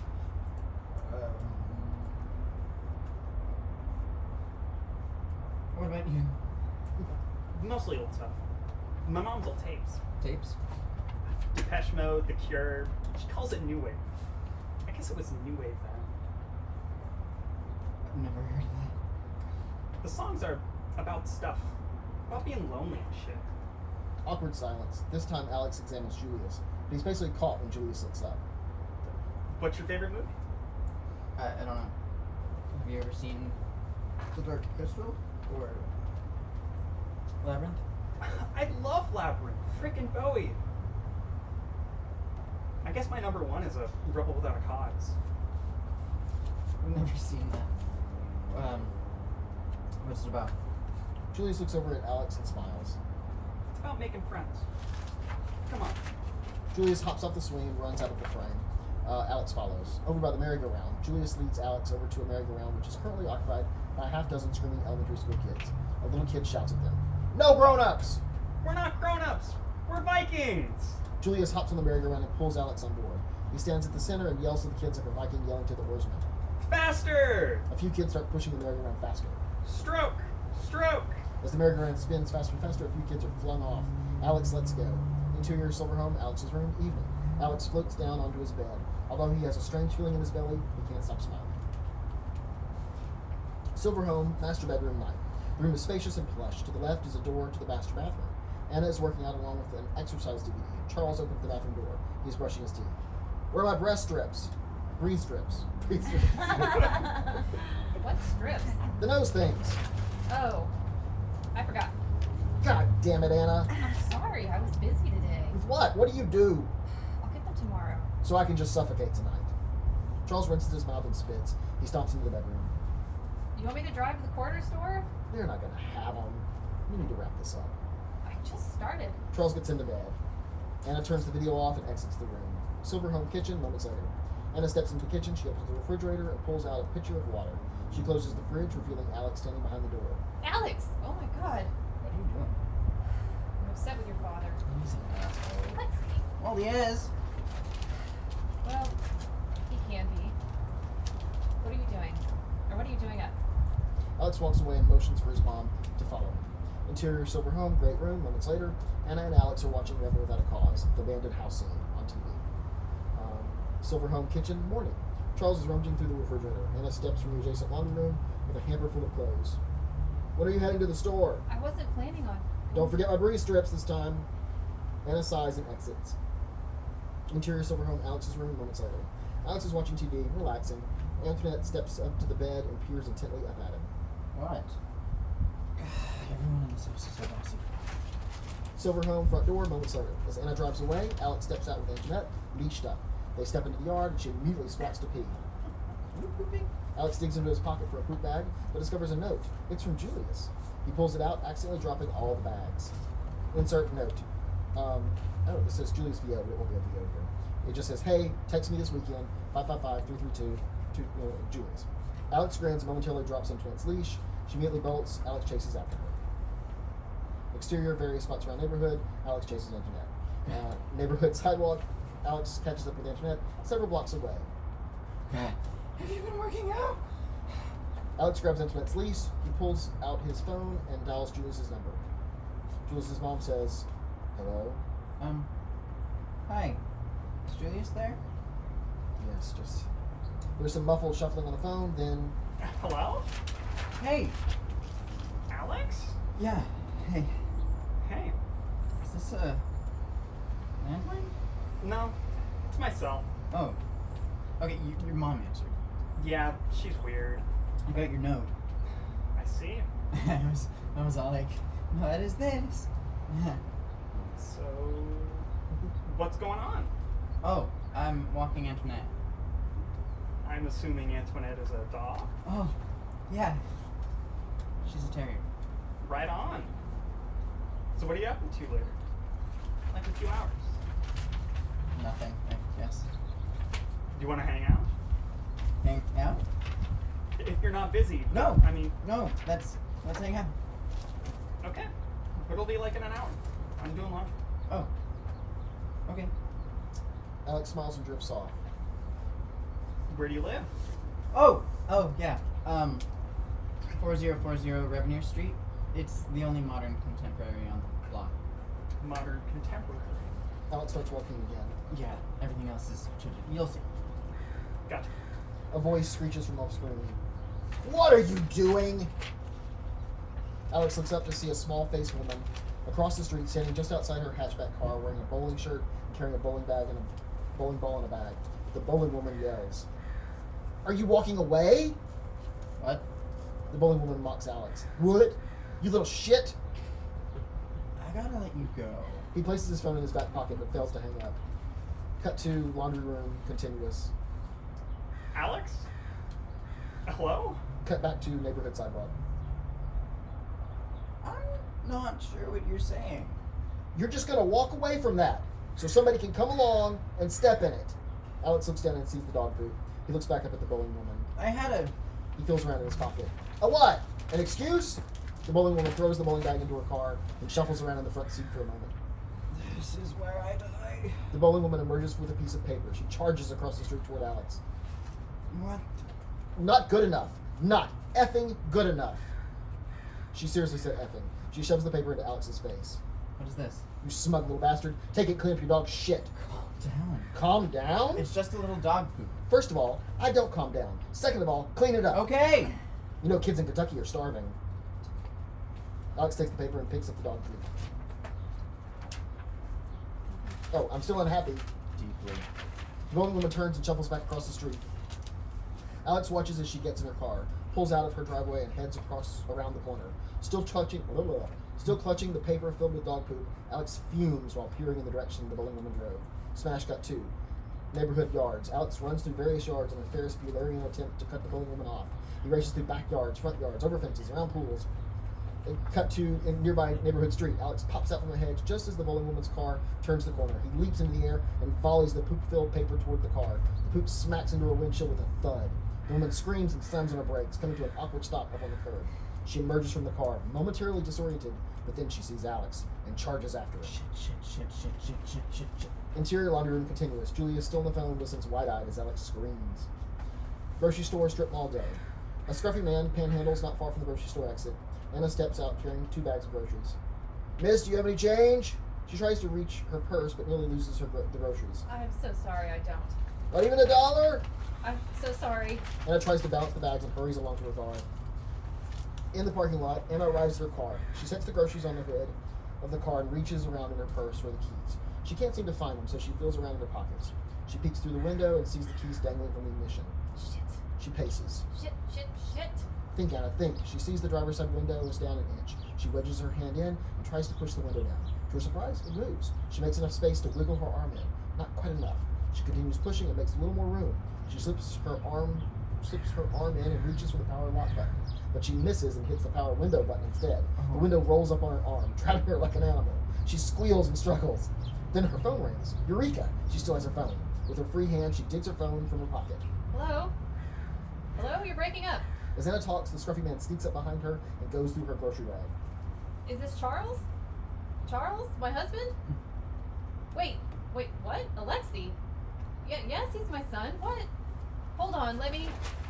Anna hears the scruffy man behind her. She turns and screams. What are you doing? The scruffy man grabs one of her bags and runs off with it. No, stop! Without thinking, Anna instinctively throws her phone at him, and now it's way over there. Interior police station, waiting area, later. Waiting area is a large pine-paneled room lined with empty pews and framed portraits of fallen officers. At one end of the room is a hallway leading deeper into the station. At the other end, there's a counter manned by a female police officer. She is currently on the phone. A male police officer escorts Alex down the hall into the waiting room. He points Alex to one of the benches. Have a seat until your parents get here. At that moment, Charles walks in from the outside. Charles speaks to the female officer. Oh God, I've got to be all these people. This is complicated. I'm here looking for... He spots Alex. There he is. The officer raises her index finger at Charles and continues with her telephone conversation. Charles waits. Anna enters from the outside. She is drenched in sweat. God damn, Anna. She ignores Charles. Where's Alex? You look like shit. Anna sees Alex and waves at him. He waves back. Have you talked to anyone yet? Did you walk here? Actually, yes, I did walk here. What's wrong with the car? It's a long story. Did you get my reading strips? Anna loses it. Yes, and you should use them on your ass so that when you fart out your orders, I can hear them loud and clear. What is wrong with you? The female police officer hangs up the phone. Can I help you too? Anna tries to speak, My son. but she's interrupted by Charles. We're here to pick up Alex Silver. He's right there. The female officer purses her lips and swivels around to see Alex. Bring me your paperwork, baby. Alex walks over and hands the officer his paperwork. She punches a few things in the computer. Looks like the victim isn't pressing charges. What did he do? What did you do, Alexi? The officer reads his paperwork. Throwing objects or substances at a moving vehicle. What? What? If your dog pooped. You what? What are you, some kind of fecophiliac? Charles. Are we done here? He's free to go, but save this in case she files an insurance claim. You'd be good from now on. Alex nods, then walks around the corner. Counter. Charles says, you understand things are not going well at the company. Really? Well, he has to know that there are consequences to his actions. We're standing in the middle of the consequences. You're both nuts. Charles! Charles walks out. But maybe you need to talk to somebody? Charles' SUV, dusk. Charles is driving, Anna is in the passenger seat, Alex is in the back seat with his hood pulled into a butthole again. Oh, you would love to bring Dr. Nichols into this. Did I even mention Roman? Oh, you haven't mentioned Roman since Liz and Georgie's Christmas party. As they drive into the driveway, Alex can see that Julius and Antoinette are sitting on the front steps waiting for him. Would you just stop about that? My arm was stuck in my coat. Everyone saw it, Anna. Everyone. I don't know what you think everyone saw. Cut to Silver Home front yard. Anna and Charles step out of the SUV, still arguing. What they saw was you giving a man a rusty trombone in the coat closet. Stop! Alex hops from the SUV and runs over to Julius at the front door. Hey, I'm so sorry. don't be. Julius points to Antoinette. I'm guessing this is Antoinette. Oh my god. Antoinette. Alex hugs Antoinette. And you think I'm just going to let you walk up in his office? Alex needs help, and he's helped before. Charles and Anna walk past Alex and Julius to the front door. Julius protectively takes Alex by the arm and pulls him closer. The boy needs discipline. This is because you let him baby talk till he was 13 years old. Well, he's my baby. He's your baby, too. Is he, Anna? Don't start that again. Let's go for a walk. Charles and Anna walk inside and continue arguing. Julius leads Alex away from the fight. I wouldn't bring it up if I didn't have doubts. All that late night studying. This is all about property, isn't it? I'm your property. Alex is your property. Blah, blah, blah. I've got a master's degree in women's studies. You don't own me, Charles. Exterior neighborhood sidewalk, evening. Alex and Julius stroll down the sidewalk. You okay? I'd be embarrassed if I wasn't in shock. Can't people die from shock? I think that's a different kind of shock. I don't know. I definitely feel like I might die. Julius puts his arm around Alex. It's hollow. Not likely. Do your parents ever act like crazy people? They used to. But my dad's not in the picture. I wish my parents would get divorced. So what happened? Oh, I kind of accidentally, on purpose, threw dog poop at a woman's car. What? Yeah, and then she came after me. What? And then I got arrested. What? You're a badass. Did they cuff you? Yes. And handcuffs. Really hard. Did you know that? Julius is tickled by Alex's perspective. I'm sorry you wrote it. Julius motions for Alex not to worry about it. I just wanted to make sure you were good. I think this is as good as I'm ever gonna be. They stop for a moment. You wanna come in the house? Nah. Need to get home. Mom's probably worried. Alex nods, and they share an awkward silence. I'm not really sure how we're supposed to do this. Or end this. Do we shake hands or just walk away? Julius grabs Alex's head, pulls it to him, and kisses him on the forehead. We do that now. And with that, Julius walks away. Alex is once again in shock. Interior silver home, Alex's room, morning. Antoinette watches Alex dig through his clothes. He finds a curiously all-black ensemble and gets dressed. He looks at himself in the mirror, but isn't quite satisfied. He throws on his blue hoodie and looks at Antoinette. Just a splash of color. He grabs his book bag and runs out. Interior, the aerobic studio, day. High-energy dance music rattles the room. The fit but horse-toothed male aerobics instructor stands at the front of the room with his back to the wall mirror that stretches from one side of the room to the other. Anna and several rows of women in neon-colored workout gear follow his lead. Anna is on the back row. The instructor speaks through a headset microphone. Keep going. You are almost there, ladies. The instructor looks over at Maria on the second row. I see you, Maria. You pushed yourself today, and I am proud of you. Do you hear me? I am proud of you. He changes his routine. The women follow. Can you feel it, ladies? Can you feel that power inside of you? Every one of you has the power to change, to get better, to elevate, to ascend. A new and improved you is living inside each and every one of you. The music slows. Okay. We're getting there, ladies. It's time to slow it down. The instructor slows the routine. Breathe in and out. Breathe in and out. Think about what all you've accomplished. In, out. Think about what else you'd like to accomplish. I know I am. The instructor eyes the newbie, Anna, on the back row. In, out. In, out. Think about the future. Good, you're all getting it. Think about your future self as the best of you can be. Can you see her? Breathe in. Breathe out. Beautiful. The music stops. Beautiful. The women stretch and finish up.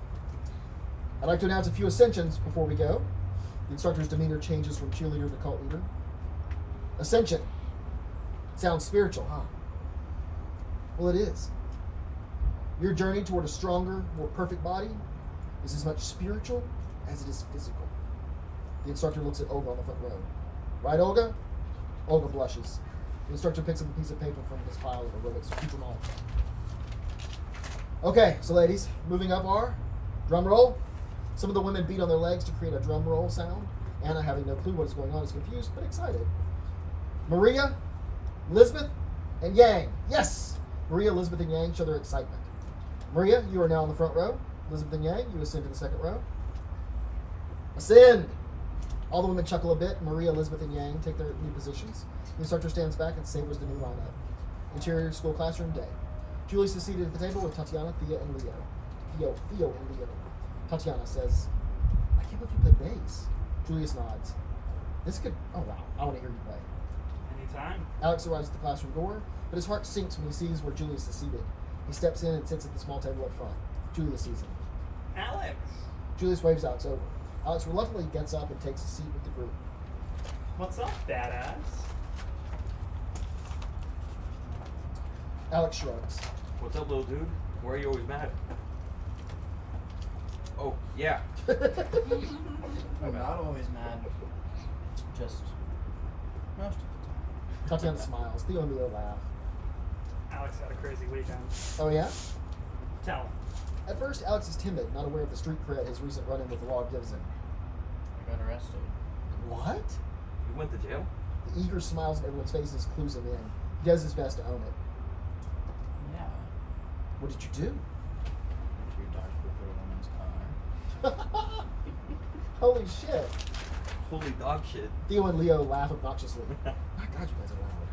Miss Caput enters. She takes a seat at his desk and checks her phone. The students sit in silence. Good morning, Miss Caput. I guess it is good when you have your whole life ahead of you. Enjoy your tongue kissing and marijuana cigarettes. The fun is fleeting. Okay, let's see those current events. Tatiana and the gang look at each other confused. Exterior of the school, out front day. Anna is waiting in her car for Alex. He runs to the car and hops in. Anna's car continuous. Anna and Alex drive to his therapy appointment. Interior, Dr. Nichols' office, waiting room, day. Alex and Anna sit in the waiting room of Dr. Roman Nichols' psychiatric office. The room has a vaguely Zen aesthetic. An interior door opens and Dr. Nichols and another patient step out into the waiting area. Dr. Nichols is a solid-looking man with dark hair and brown eyes. He bears a striking resemblance to Alex. And remember, just appreciate the little things. The little things, right. Thanks, Dr. Nichols. The patient leaves out the front door. Anna stands. She's dressed to impress. Dr. Nichols responds to her like a World War II GI seeing his hometown sweetheart for the first time after the war. Anna. Hey, Roman. Thanks for doing this on such short notice. It's fine. Things have been slow. A Democrat's in office. Susan laughs and they embrace. How are you? I'm good. Oh, there it is, Susan. I'm good. I mean, we're good. Well, we're not that good. We could be better. You look incredible. No, but thank you. I've gone vegetarian. For health? Sort of. Well, it looks good. They're silent for a moment. I'm so sorry. I should have called or something. Anna No. speaks over him. No, it's my fault. After Alexei was born, I just got myself into this vicious cycle of domesticity. Hello, I'm right here. Oh, yeah. You know Alexei. It has been a while, but there you are. It's Alex. Alex. Dr. Nichols checks out Alex, then shows a knowing glance with Anna. Okay, this is weird. Can we check out some Xbox and get this over with? Alex stands. Sure thing. Let's go have a chat. Dr. Nichols places his hand on Alex's shoulder and guides him to the office door. Dr. Nichols opens the door and Alex steps in. Dr. Nichols looks back at Anna. We'll be back in half an hour. Hang tight. Oh, you know me. I can hang tight. As the door shuts, Alex glares out, mouth agape in his filthy mother. Interior, Dr. Nichols' office, therapy room. Moments later. It's a sunny, warm-colored room. The plants outside create shadow puppets on the walls. All along one wall are built-in shelves with books and art and items that make Dr. Nichols seem worldly and smart. Have a seat. Dr. Nichols gestures to one of the chairs. Alex sits. His arms rest awkwardly up near his shoulders. Dr. Nichols sits in the other chair quite gracefully. After an awkward beat, So, Anna, your mom, says you were throwing feces at people? It wasn't feces. It was dog poop. Well, feces refers to the solid excrement of Enya. Well, I just feel like feces has connotations. What kind of connotations? That it was human poop. That I was throwing human poop. I understand. And you were not. No, Okay. We can call it whatever you like. dog poop. Okay. Dog food. Why did you throw dog poop at the woman?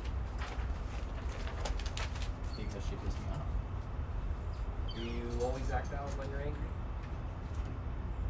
Alex stands and throws his foot up. Where are you going? Alex walks to the window and looks out into the courtyard. I'm still here. Exterior office complex courtyard via Dr. Woodman. Looking out the window. 2 construction workers are stacking some items. Are you angry now? What kind of things make you angry? Stupid people. Assholes. The 2 construction workers get into an argument. They shove each other and fall onto the stack, partially tearing it down. Any asshole in particular? Dad. Charles? Continues in the office. Alex continues to look out the window. I promise you, there's nothing edible going on. Dr. Nichols smiles. You know about Oedipus Tyrannus? Oedipus is pretty basic. Well, I'm impressed. It's pretty basic. Alex strolls around looking at Dr. Nichols' trinkets. You know, it's been a long time since we've seen each other. You were only 7 or... I remember. I wet the bed one time and my dad flipped out. Embarrassing story. I was a bedwetter when I was a kid. Gross. So, what else? What's to tell? I'm a juvenile and I'm a delinquent. I don't think you're a delinquent. No, my criminal record will disagree with Fair. How are things at home? you. Meh. You said your dad was being an asshole? I do not want to talk about him. What about school? Meh. Well, Dr. Nichols thinks he may have stumbled onto something. There's something going on at school? this is stupid. There's a boy. A boy? He's new at school. From Bakersfield. California? Yeah. Did you know that there's no beach in Bakersfield? I did. Tell me more about this boy. Is he a bully? No. I think he's friend. Dr. Nichols finds Alex's uncertainty suspect. You have a lot of friends? Am I supposed to? I find that friends help in life. Well, we'll just have to agree to disagree. I promise you, the pros outweigh the cons. Alex continues to pilfer through Dr. Nichols' room. So what else? What do you do for fun? I don't do fun. There has to be something. Alex opens a cabinet and discovers Dr. Nichols' therapy puppets. His eyes widen. Cut to. Office complex, courtyard, looking out the window. The construction workers have made up. They're seated on the broken wall eating sandwiches. Dr. Nichols watches from the window while Alex chatters in the background as the puppets. Alex is speaking to the puppets. I did the shopping. I brought everything in. The least you can do is help me put things away. Oh, and are you coming to my work to help with the audit? You know I'm no good with numbers. Yeah, well, you couldn't function in the real world. You don't think I can function in the real world? No, I don't. What makes corporate accounting any more real than keeping my family fed? It takes money to buy those groceries. And you think that's all I do? Buy groceries? Pretty much. I cook, I clean, I take care of the mental health of my family. I'd make do somehow. Then do it! What? Show me that hunter-gatherer street cred, because I am out! Alex looks up at Dr. Nichols. You think I'm crazy? No, I think you're great. You're just great. Silver home, Alex's room, night. Alex and Antoinette are sitting in his bed. He takes a tennis ball and cuts a hole in the bottom. He pops 2 push pins into it like eyes. He takes a piece of cloth and drapes it over his hand with his index finger. Up, he places his fingers up the hole in the ball. He makes a little puppet. Let's just put that right here. Ding, Alex receives a text. It's from Julius. Interior, Alex's room / interior, Julius's bathroom, split screen. Julius is taking a bath. Julius's text says, "Where'd you go today?" Alex quickly removes the puppet from his hand and texts back. Alex texts, "Therapy." Julius texts, "Because of the poop thing?" Alex texts, "Yes." Separate text, "Did I miss anything?" Julius texts, "Not really. What you doing?" Alex types nothing but deletes it. He types "in bed" but deletes it too. Alex then texts, "Chilling." Julius says, "Sounds like fuck." Alex says to himself, "What?" Oh, sorry. Julius texts, "I meant fun, LOL." Alex text says, "LOL, beat. What are you doing?" Julius gets out of the tub. He dries off a bit, then responds to Alex's text. Wouldn't you like to know? Alex says to himself, What does that mean? wearing only his towel, Julius takes a selfie and sends it. Ding! Alex gets the text and, oh my god, is Julius naked? Alex sits up and examines the pic. Alex texts, why are you wet? Julius texts, why are you not wet? Julius slips on some shorts and gathers up his clothes. Interior Silverhome Alex's room. Meanwhile, Alex hops out of bed, flips on the light, and walks over to his mirror. He takes his shirt off and practices a few poses in front of it. He takes a pic, but doesn't like it. He takes another pic, but it sucks too. He lowers his pajama bottoms provocatively and tries again. Anna pokes her head in the door. Mortified, Alex flings his phone into the air and falls to the ground behind the bed. Oh my god, sorry. Anna scrambles out the door. Boundaries! Mom! Alex lies on the floor for a beat. His phone beeps, so he crawls over to it and checks it. Julius has sent a sleepy emoticon. Alex crawls into bed and pretends to smother himself with his pillow. Exterior of the school, quad day. Alex and Julius are hanging out on one of the metal picnic tables. Alex pulls a Ziploc bag of pizza rolls from his book bag. You like pizza rolls? I love pizza rolls. Julius takes a pizza roll. I like foods with crunchy outside, but squishy inside. Julius eats the pizza roll and makes a disappointed face. I might go read. Wanna go by the park again today? Gotta get home today. My dad's being an asshole about stuff. You wanna come to my house? Is that cool? Yeah, sure. I just have to walk the dog. We'll look at pizza rolls. Of course. Then let's walk the dog. Alex smiles. Silverhome, Alex's room after school. Alex and Julius enter the room carrying a plate of pizza rolls. Julius looks around. Your room is huge. Alex looks around. He's never thought about it. Not really knowing what to do with a friend, he takes a seat on the bed. Julius notices Alex's puppets. So, puppets. Huh? Yeah, it's just something. Is it cool? Like Fraggle Rock. Alex comes alive and stands. Exactly like Fraggle Rock. Do you know Jim Henson? Personally. But you know, Yes. Like the Muppets. yeah, and Fraggle Rock and the Dark Crystal and. Julius is smiling. Alex feels a bit judged. No. Go on. I want to be the next Jim Henson. I mean, I want to make films with puppets. Right on. Did you make all these? Yeah, most of them.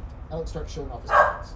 So, this is Squirrely McLean, Elvis Prickly, this is a porcupine, Scott, Dracula, Tarzan, Jane Fonda. Just Jane Fonda. Yeah, I just like Jane Fonda. Right on. Alex places the Niles and Giles puppet on his hand. And this is Giles and Niles. He makes them speak in their voices. Right there. What do you want? Julius grins.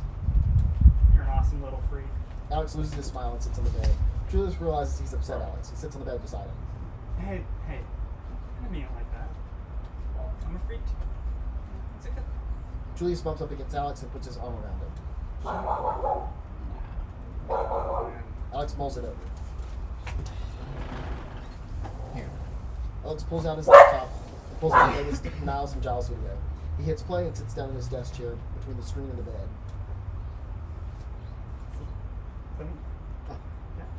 Yeah. You sit over here. Oh yeah, sit over. Alex looks back, then moves to the bed about a foot from Julius. So, this is a rough cut. There's no intro, no outro, no music, no sound effects. Julius scoots over to Alex. Gotcha. You can laugh with it, but don't laugh at it. Okay. Montage begins. The boys watch the Niles and Giles rough cut. From time to time, Alex cuts his eyes at Julius to gauge his enjoyment of the video. The montage ends. You know what, Giles? I hear you loud and clear. It's time to live without my shell, to truly get close to someone, to get close to you. Naked fox body against naked raccoon body. The way nature intended it. Niles and Giles embrace and open their puppet mouths and kiss. The video ends. Wow. Alex assumes defeat. He walks over and shuts the laptop. After a beat, Are they gay? Never explicitly said. But they're both boys, right? Yeah. And they're in love. I think it's weird. Not at all. Niles' love for Giles changes him. Yeah. I love it. It sort of flies in the face of the whole I'm perfect just the way I am thing. Plato talked about how love should change us. Do you know Plato? Yes, I know Plato. Are you some kind of philosophy bro? Like when Julius he- is amused. Sorry. Like when he said we should fall in love with someone with different virtues so that they can just inspire us to become better versions of ourselves. As Julius explains the next bit, he unconsciously gestures toward himself and Alex. Neither he nor Alex notice. Maybe you're really messy. They're type A. Maybe you're shy, but they're outgoing. Alex speaks through Niles, Maybe I'm afraid that no one likes me. and Julius speaks through Giles. That's not impossible, because I like you. The boys stare silently into each other's eyes. They are drawn to each other like magnets, closer and closer. But then, Anna, carrying a plate of pizza rolls, sticks her head in the door. Who wants more pizza rolls? Alex leaps to his feet, Mom! Boundaries! Oh, I'm sorry. You're right. You're right. but she doesn't really leave. Alex paces away from Julius. Actually, I need to head out. Alex turns back. You do? I'll see you tomorrow. You could stay the night. Oh, I can grab some extra covers. Mom! Anna sees herself out. Another time. Alex looks crushed. Julius says. This isn't a great trip. Julius walks over to Alex. He grabs him by the head and kisses him on the forehead, then steps out. Interior of the school, classroom day. Alex and Julius take a seat with the gang. Hey. What's up? You get my last text? Alex takes notice. Oh yeah. Where is this place? It's downtown, across the river. You guys text? What are you up to tonight? Alex shrugs. You wanna hang out? No. Let's go out. See some things. Miss Cabot walks in and sits at her desk, motionless like this.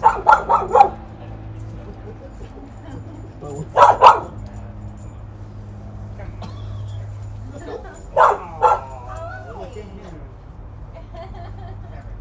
He wants a roll. Right? Hi.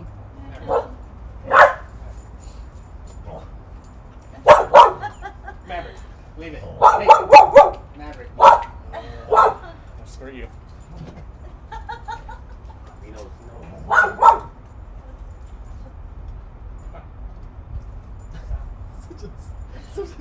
Such a chunky little dog.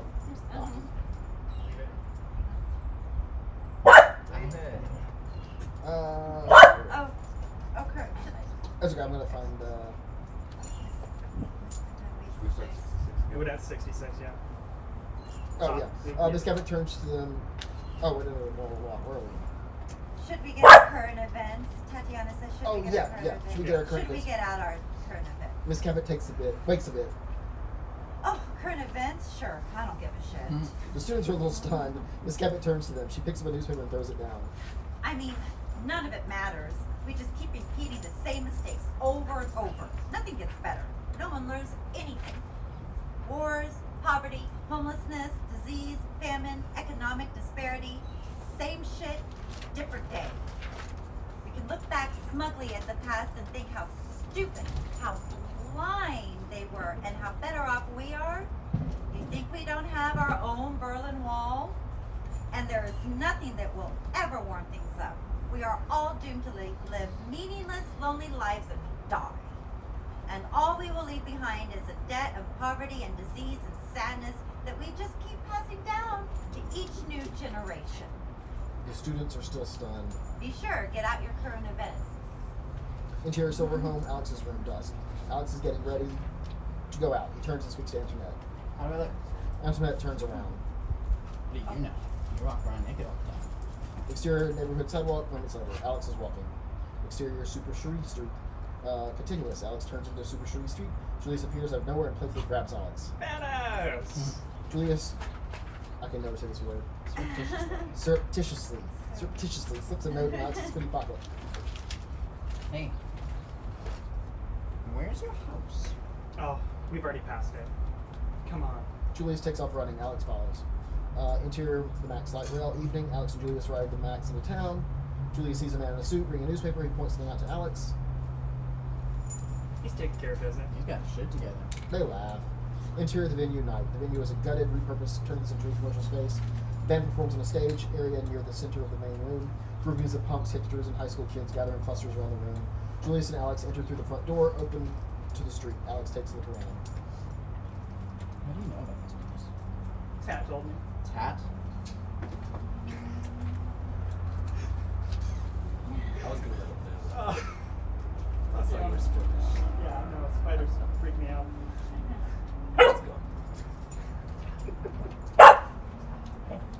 Who was your line? No, I said Tatiana. Oh, sorry. Julius points to the band on the stage. Alex looks up and realizes that Tatiana is the lead guitarist and singer.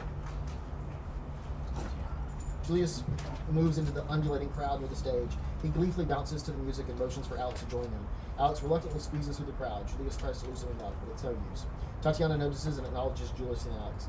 The band finishes the song, and the crowd applauds. Tatiana says to the crowd, "Thanks, darlings. I think we're going to take a break." Bassist says, "I need to pee." Tatiana says Furrow needs to pee. After some feedback and buzzing cables, the band shuts down and hops off the stage. Tatiana runs up to Julius. Hey, where's your bass?" I forgot to bring it. "You can use Pharaoh's." You play bass? Julius mocks playing bass. Alex feels slightly betrayed that Tatiana knew this fact about Julius, but he didn't. Out of nowhere, Leo and Theo bound up. Theo grabs Alex around the neck. Angry boy. Oh, great. Whole gang's here. Theo laughs. Are you done? We're taking a break. You have time for refreshments? I can make time. Come on. Leo motions for the gang to follow him as he heads around the corner near the back of the room. Tatiana, Julius, and Alex and Theo follow him. Backstage area. Leo turns the corner, looking around. He motions for the gang again. They turn the corner and find themselves in a maze-like back area. Leo finds a secluded corner. He looks around once more and pulls out a flask. He turns it up and takes a drink. He hands it to Theo, who does the same. "Don't drink it all, greedy." She takes the flask and takes a swig. She offers it to Julius. Nah, better not. I'm DD. Alex knows this is a lie. He and Julius make eye contact. Bummer, but respect. She offers the flask to Alex. He takes it but pauses. I don't know. Maybe I. Tatiana interrupts. "I'm so glad you came out." Tatiana places her hands all over Julius. "And you're going to play." That's cool. You Play? Bass. Yeah. Alex throws the flask back and gulps down the rest of the liquor. Damn, angry boy. Theo takes the flask and tries to get something out of it. He turns the flask upside down and to demonstrate its emptiness. There's more in the car. Let's go get it. Interior venue, main room. Later. The band is playing, now with Julius on bass.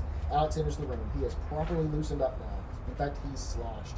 He squeezes into the crowd and dances along to the band. The band finishes their song and the crowd applauds. Tatiana says, "You flatter me." She plays up being flattered. "And what about the bass?" The crowd woos and claps a bit. "I have some sad news for everyone. Pharaoh is moving to Chicago." The crowd boos. "But tonight was sort of a secret audition. What do you guys think about Julius?" The crowd claps again. Alex takes concerned notice. Tatiana says to Julius, "What do you think? What do you mean? You want to be our new bassist?" I mean, sure. There you go. The crowd woos again. "I guess we're going to be seeing a lot of each other now." I guess so. Alex is disturbed by this notion. He vomits into the crowd. Exterior of the venue later that night. We watch from afar as things have wound down. Julius is helping Alex walk. Well, yeah, just walk. Tatiana is packing up band stuff, and naturally, Leo and Theo are around. Julius says to the gang, I'm gonna get him home. "I'll text you later." Why does she text you? Come on. I'll get you home. Julius and Alex walk into the night. Interior Silver Home kitchen, night. Extra scene. Alex stumbles in. Silver Home great room. Anna looks into the kitchen from the great room where she is watching TV. Alexei? Hey, Mama. I love you. Anna is well aware that Alex is drunk. Have you been drinking? I was thirsty. Go get some sleep. Don't wake Charles. Alex places his finger over his mouth and nods in agreement. He wanders off in the direction of the stairs. Alex's room. Alex sneaks in. Antoinette is there to greet him. Hey, what are you doing up? You've got work. Alex takes off his hoodie and hangs it on a hook on his door. A slip of paper falls from it. He picks it up. It's a note from Julius. Insert shot of note. "Dear Alexei, it's time to live without your shell, to truly get close to someone. Naked fox body against naked raccoon body, the way nature intended it." Alex is too intoxicated to think about the message. He places it back in his pocket and crashes. Aerobic studio day. The session has just ended and the women are standing in their respective rows. Anna stands in the back. The instructor stands quietly, inspecting the ladies. After a few awkward moments, he speaks. "What is the goal, ladies?" The women bark back in unison. "Ascension." Anna comes in a beat too late. Ascension. Yes, ascension. But sometimes we can allow things to distract us from our better selves. I mean, we're only human, right? And what is a human but an animal?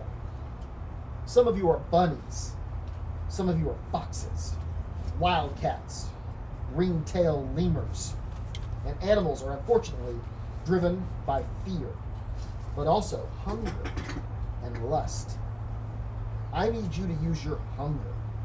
I need you to use your lust, not your fear. Fear is failure. And lately, I've been seeing fear in some of you. The instructor crassly imitates a woman's voice. Will weight training make me too hard? Do I spend too much time in the studio? Will people be jealous of me? What if my husband catches us? He returns abruptly to his own voice. I don't care about that cuck. And you shouldn't either.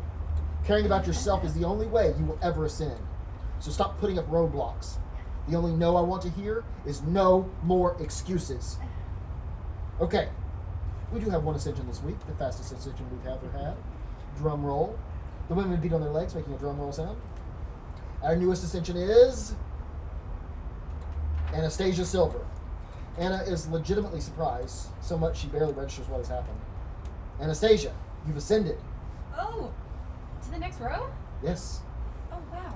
Anna looks for an empty spot and moves up to it. A few women side-eyed her out of jealousy. How does it feel? Good. Yeah, feels nice. The instructor throws his hands on his hips and surveys his ladies again. Aerobic studio later. The women are hugging and leaving. Keep it hard, ladies. Remember to be your best self. Just as Anna gets to the exit, Anastasia. Anna turns back to the instructor. I'd like to chat with you. Okay. Let me put everything away, just like that. Anna watches as the last women walk out the door. She's excited to be noticed. The instructor gathers all of his junk and walks over to the CD player in the back. He puts in a new CD and turns it on. Something mellow, mild, little saxophone. So why don't you step over here? Anna obliges and walks to the back. The instructor looks her up and down. Anastasia. You can call me Anna. So what brought you in here, Anastasia? Well, I don't know. I saw everyone here one day and it seemed like a lot of fun. Well, I'm just in awe of your spiritual transformation. It's exciting. Yes. You must really want it. I do. I do. While this program is spiritual, it's physical too. Well, yeah. I need you to understand that. Anna very much does not understand this. Sure. Physical. And I need you to dispose of the fears we have about the physical. Okay. Like, what if I touch you? The instructor touches Anna on the arm. It's just a touch, right? Nothing to fear. Yeah, that's fine. The instructor has not stopped touching Anna. As he talks and walks around her, he continues to move his hand around on her body. Touch is very spiritual, but people have a tendency to fear things like that. They worry what it means. They worry what it could lead to, what the repercussions could be, what others might say or do. They throw up barriers, and barriers are spiritual Kevlar. What's Kevlar? Barriers keep us from ascending. You don't want barriers, do you? Anna shakes her head. You want to ascend, don't you? I do. The instructor turns Anna around on the stool, eases up behind her, and presses his body against her. Can you feel that? No barriers. Her eyes wide, smash cut too. Aerobic studio, moments later. Anna is walking from the studio. The instructor is rolling on the floor, holding his crotch. Yes. Anna's car, moments later. Anna is upset, but in control. She dials Charles. Insert shot of Anna's phone dialing Charles. Anna ends the call before Charles answers. She thinks a moment, then pulls up the new number. She dials it. It rings. Hello? Roman, Yeah. are you busy? Of course not. Is something wrong with Alexi? No, but I'd like to come over. Exterior of the quad, with the school quad, lunchtime. Julius and Alex are sitting in the quad. Alex pulls a baggie of pizza rolls from his whip bag. Get out of my head! Alex waves his hand like a magician and wiggles his eyebrows. Tatiana walks up. Bonjour, mes amis. What's up, Tat? We were talking about going to the Troll Bridge tonight. You want to come? What's the troll bridge? I'm sure it's dumb. It's an old train trestle where people leave behind little mementos so they can move forward. They're like sacrifices to the spirits. Gnarly. I'm down. Alex hops up with the pizza rolls. I'm not gonna go. He walks away after a beat. What's up with him? He's coming around. Julius looks off at Alex in the distance and smiles. Every group needs a cynic. Are we a group now? Seems like it. We'll find out tonight. Leo and Theo walk up. Tatiana turns to walk off with them. Meet us at 8 tonight. We'll be there. Shortbridge? Yeah, come on. Tatiana and the guys walk off. Alex walks back up. So, we're going to Yeah. Interior Silverhome kitchen. Charles is seated at the table waiting for dinner. He looks around, then at the clock. It's 6 p.m. Silverhome, great room. Moments later, Charles steps into the great room. No one's around. Silverhome, master bedroom. Moments later, Charles sticks his head in the master bedroom. Still no Anna. Silverhome, great room. Moments later, Charles sits in the recliner with a box of ice cream and turns on the news. Silverhome, great room. By the kitchen. Zoom in on Alex in the kitchen. Alex secretly watches Charles hiding behind the island in the kitchen. Alex dashes away. Alex's room. Moments later, Alex enters. He throws on his teal hoodie. Gives Antoinette a quick kiss. Be a good girl. I'll be back. He exits. Exterior of the Troll Bridge night. At the bottom of the trestle, deep in the woods at the Troll Bridge, Alex, Julius, and Tatiana, Leo, and Theo step out of Tatiana's car. Tatiana grabs a backpack from the car and throws it on her back. Alex sits at the bridge. A towering train trestle, now in disrepair, partially covered with tacked-on dolls, toys, and trinkets. What the hell? Alex takes a look at the dusty doll hanging on the trestle. Do strangers still come through? Oh no, it's been condemned for decades.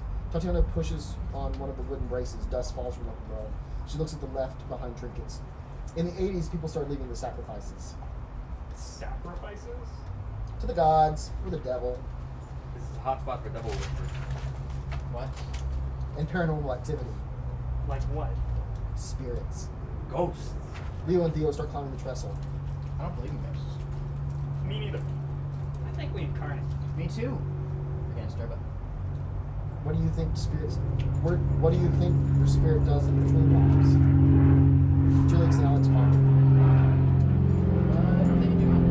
Tatiana disregards them. To Julius and Alex, you brought a sacrifice? Julius pulls out an audio cassette. The Cure. Disintegration. Arguably their best album. And my prized possession. Surely we can get that on. Well, that's not the point. Tatiana says, what did you bring? This. Alex pulls out a small puppet. Cute. It has sentimental value. Yeah. Tatiana takes her item from her pocket. It's a photograph of her and her mother. She tacks it on the bridge. Julius watches her as she seems to have a moment with the photo. Alex watches Julius watching Tatiana and decides to tack the sacrifice in between them. I don't have to use one of the copies. Alex tacks the puppet up on the bridge. Julius does the same with his cassette tape. Okay, now we have nowhere to go but up. She begins to climb. Julius and Alex watch her climb a moment. Then Julius motions for Alex to follow as he starts climbing too. Alex begrudgingly follows. At the top of the trestle, Alex is almost there. Julius offers his hand. This time, Alex takes it and Julius pulls him up. At the top, Tatiana has thrown on some witchy attire. She stands at the far end of the trestle with Leo and Theo at her side. Now that we've offered our sacrifices, we have been given safe passage, permission to cross the bridge. And just as we, regarding Leo and Theo, did long ago to symbolize our pact of friendship, we offer you, Julius. What's your last name? Oh, Wilson. We offer you, Julius Wilson, and Alexei Silver, the same pact of friendship. Just as the planets circle the sun, we offer you our eternal friendship. All you have to do is trust us. We'll wear a blindfold and listen to our commands. We'll guide you safely along the trestle. Repeat it? This is wild. Leo walks up to Julius and blindfolds him.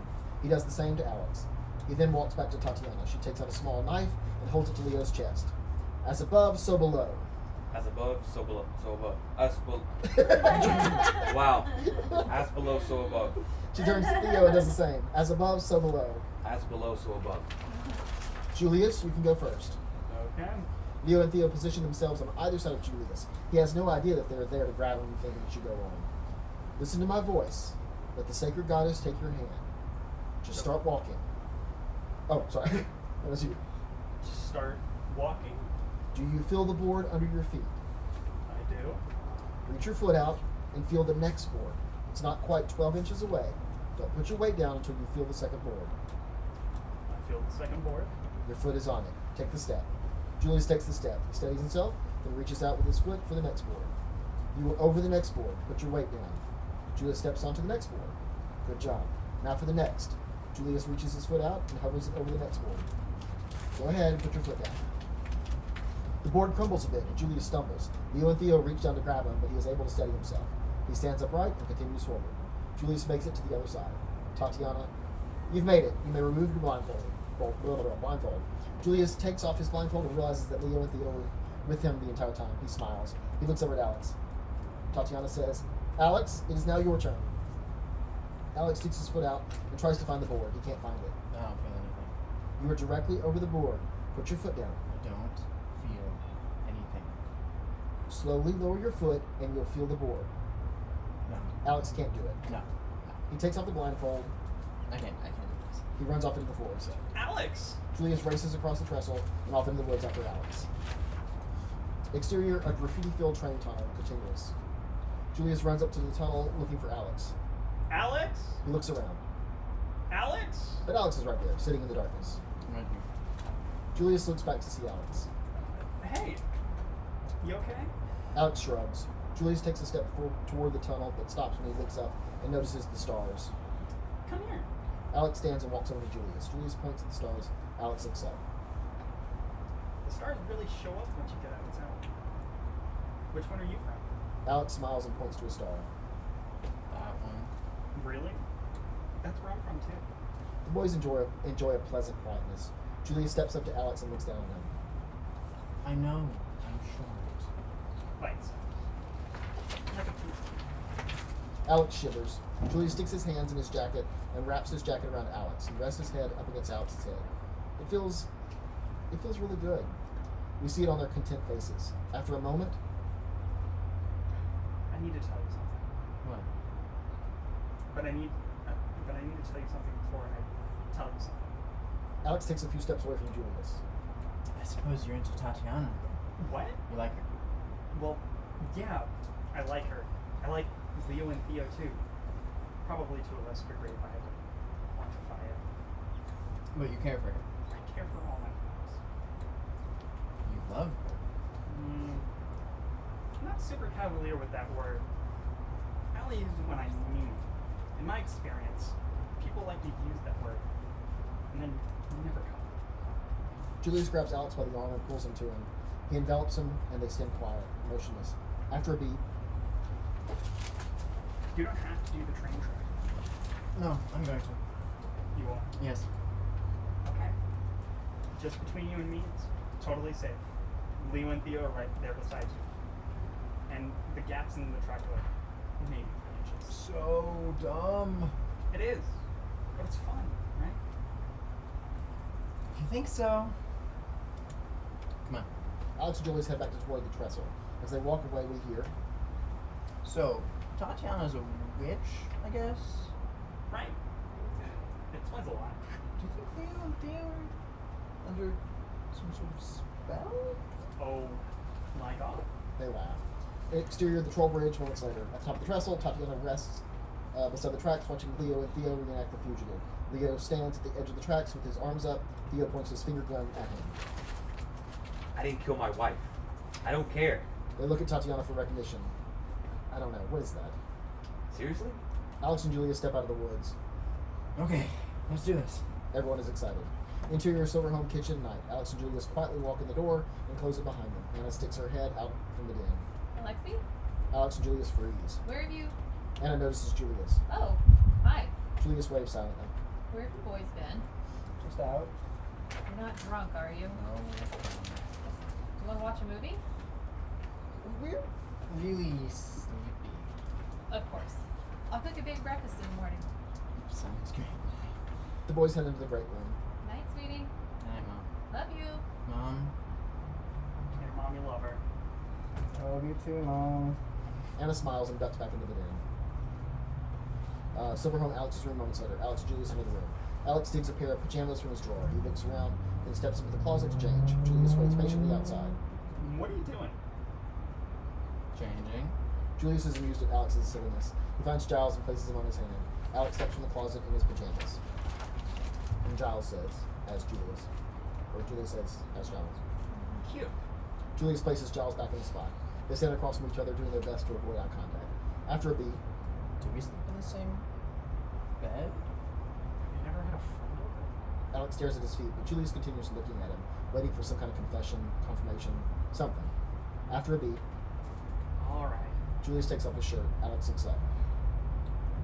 Do you need to borrow some pajamas? No. What are you gonna sleep in? Julius strips down to his underwear. Miss? Oh, Alex ponders. maybe I'm overdressed. Maybe. Alex tries to take his shirt off, but it gets caught on his head. Julius steps up and helps him get it off. When Alex looks up, Julius is mere inches from him. Julius doesn't step away. What are we doing? What do you want to do? I'm not even sure what's on the table. Julius leans down and kisses Alex gently on the forehead, then again on the lips. Alex holds his breath for a moment, then breathes out. Can we do that again? I wasn't ready. Oh, sure. Julius kisses Alex again. You were better prepared that time. I was. I really was. What else would you like to do? I'd like to touch you. Julius places his hands behind his head and stretches out for Alex. Alex reaches out and touches Julius's abs. I've never touched another boy before. How is it? It's good. It feels like a warm ironing board. Have you ever touched another boy? Julius reaches out. Julius reaches out and touches Alex's chest and shoulders. Not one like you? Alex grins. He moves his hand up to Julius's chest. At that moment, Anna knocks and barely opens the door. Do you boys need extra covers? Boundary! Alex races to the door and slams it shut. Charles yells from the master bedroom, "Stop slamming doors!" Sorry, Mom. We're good. Thanks. Okay, sweetie. Anna walks away. Alex breathes a moment, then turns back on to Julius. I think I'm going into shock again. Want me to slow down? Alex shakes his head. Julius steps up and embraces Alex. Alex rests his face against Julius's bare chest. You smell good.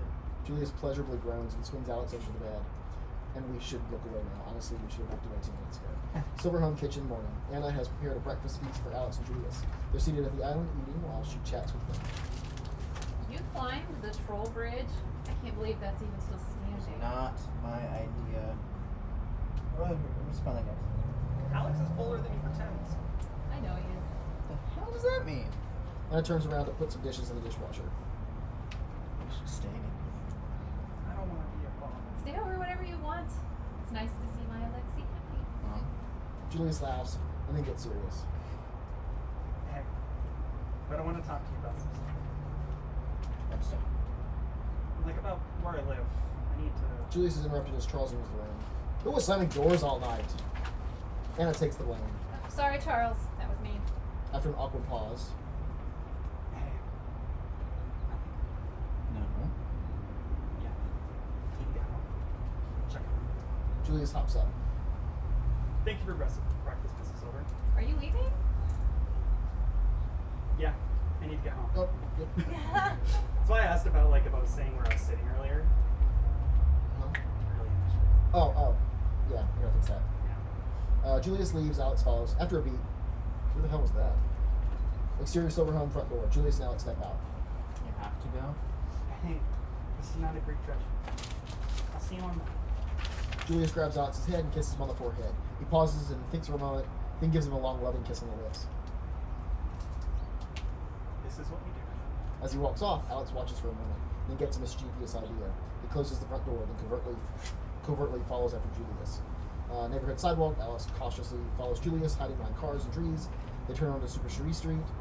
Then they're on that street. Alex looks up at the street sign. Alex continues to follow Julius, but Julius doesn't stop. As he leaves the Super Cherie Street, Alex looks back confused. Max light rail stop. Julius hops on the Max. Alex hops on in the back. He follows him on the Max. The freeway pedestrian bridge. Alex follows Julius across the freeway. Exterior motel continuous. It is the shittiest of shitty motels. Alex watches as Julius goes into one of the motel rooms. He is confused and angry. Silver Home foyer. Moments later, Alex enters and slams the door. He runs upstairs. Silver Home kitchen. Same time. Anna's cleaning up for breakfast. She looks up after hearing the door slam. Alex? Silver Home, Alex's room. Alex bursts into his room.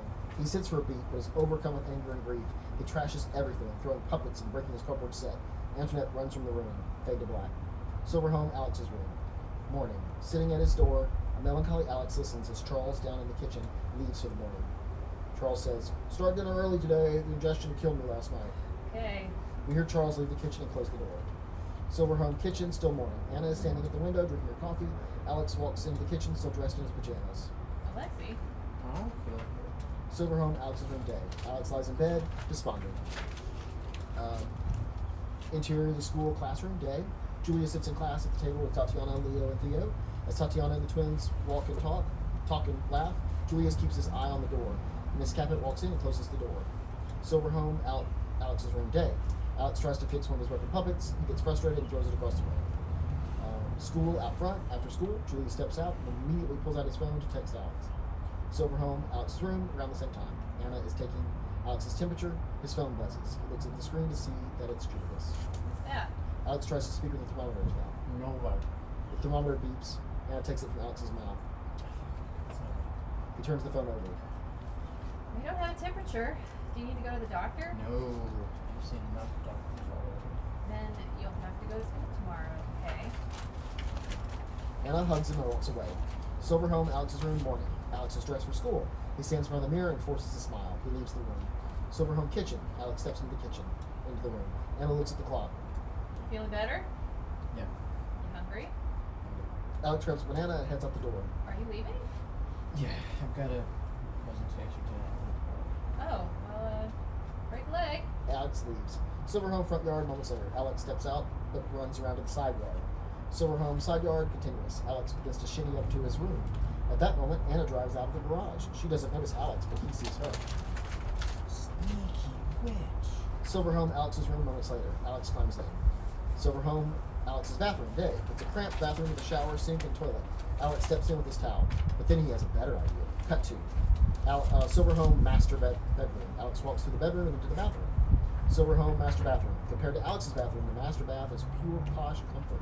Carpet, assorted luxury bath beads and oils, and a centerpiece, an enormous garden tub. Alex runs some water in the tub and takes a nice, relaxing bath. Alex's room later. Alex sits on his bed and watches TV with Uncle Matt. Silverhome, foyer, continuous. Anna sneaks back into the house. She calls upstairs. Lexi? Charles? She leaves the room. Silverhome, kitchen. Anna enters the kitchen. She pulls some items from the refrigerator to cook dinner. At that moment, Alex walks in from outside with his book bag as if he has been at school all day.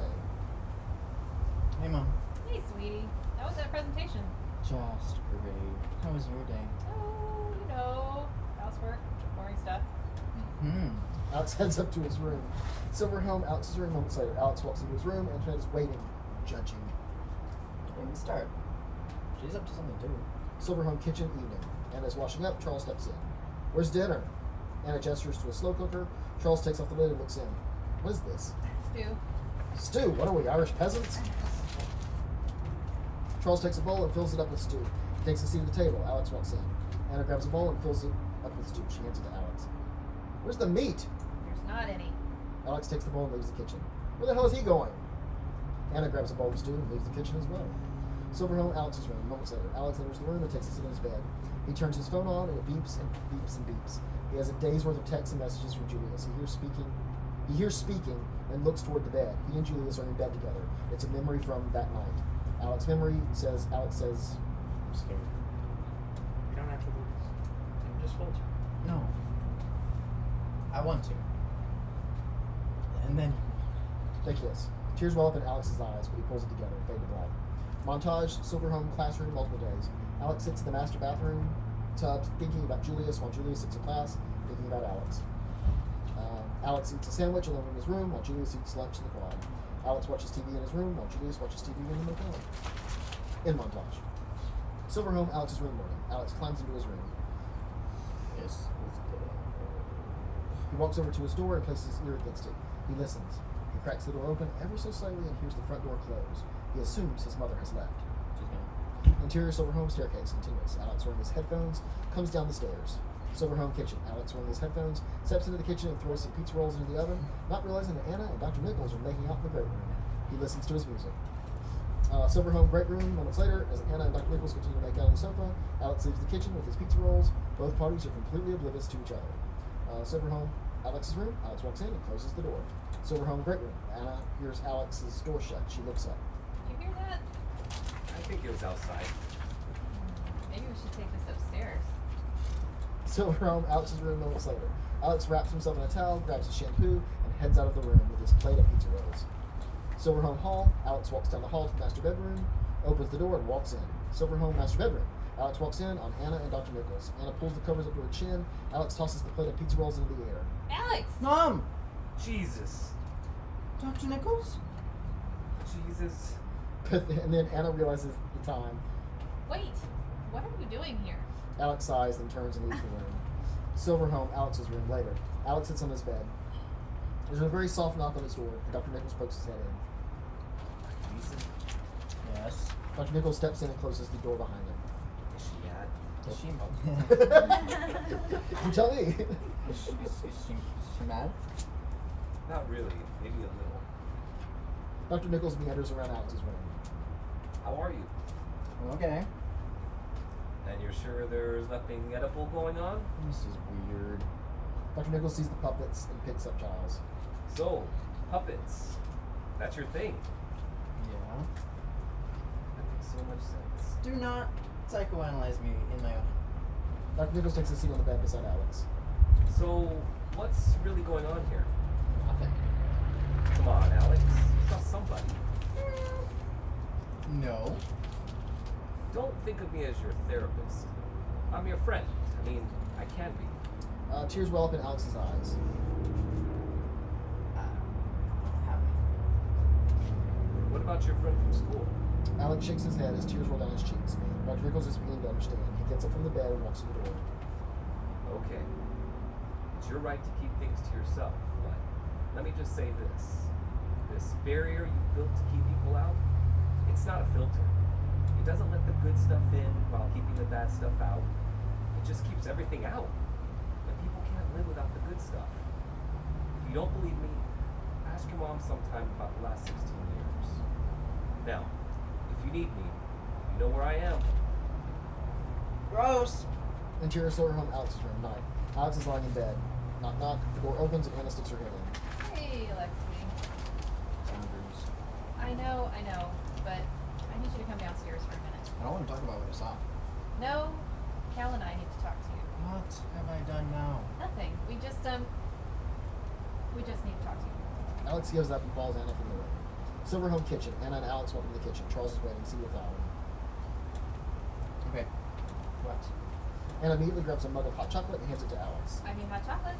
Alex takes the mug and sets it down. Are you doing okay? Alex finds all this simultaneously perplexing in the morning. Yes.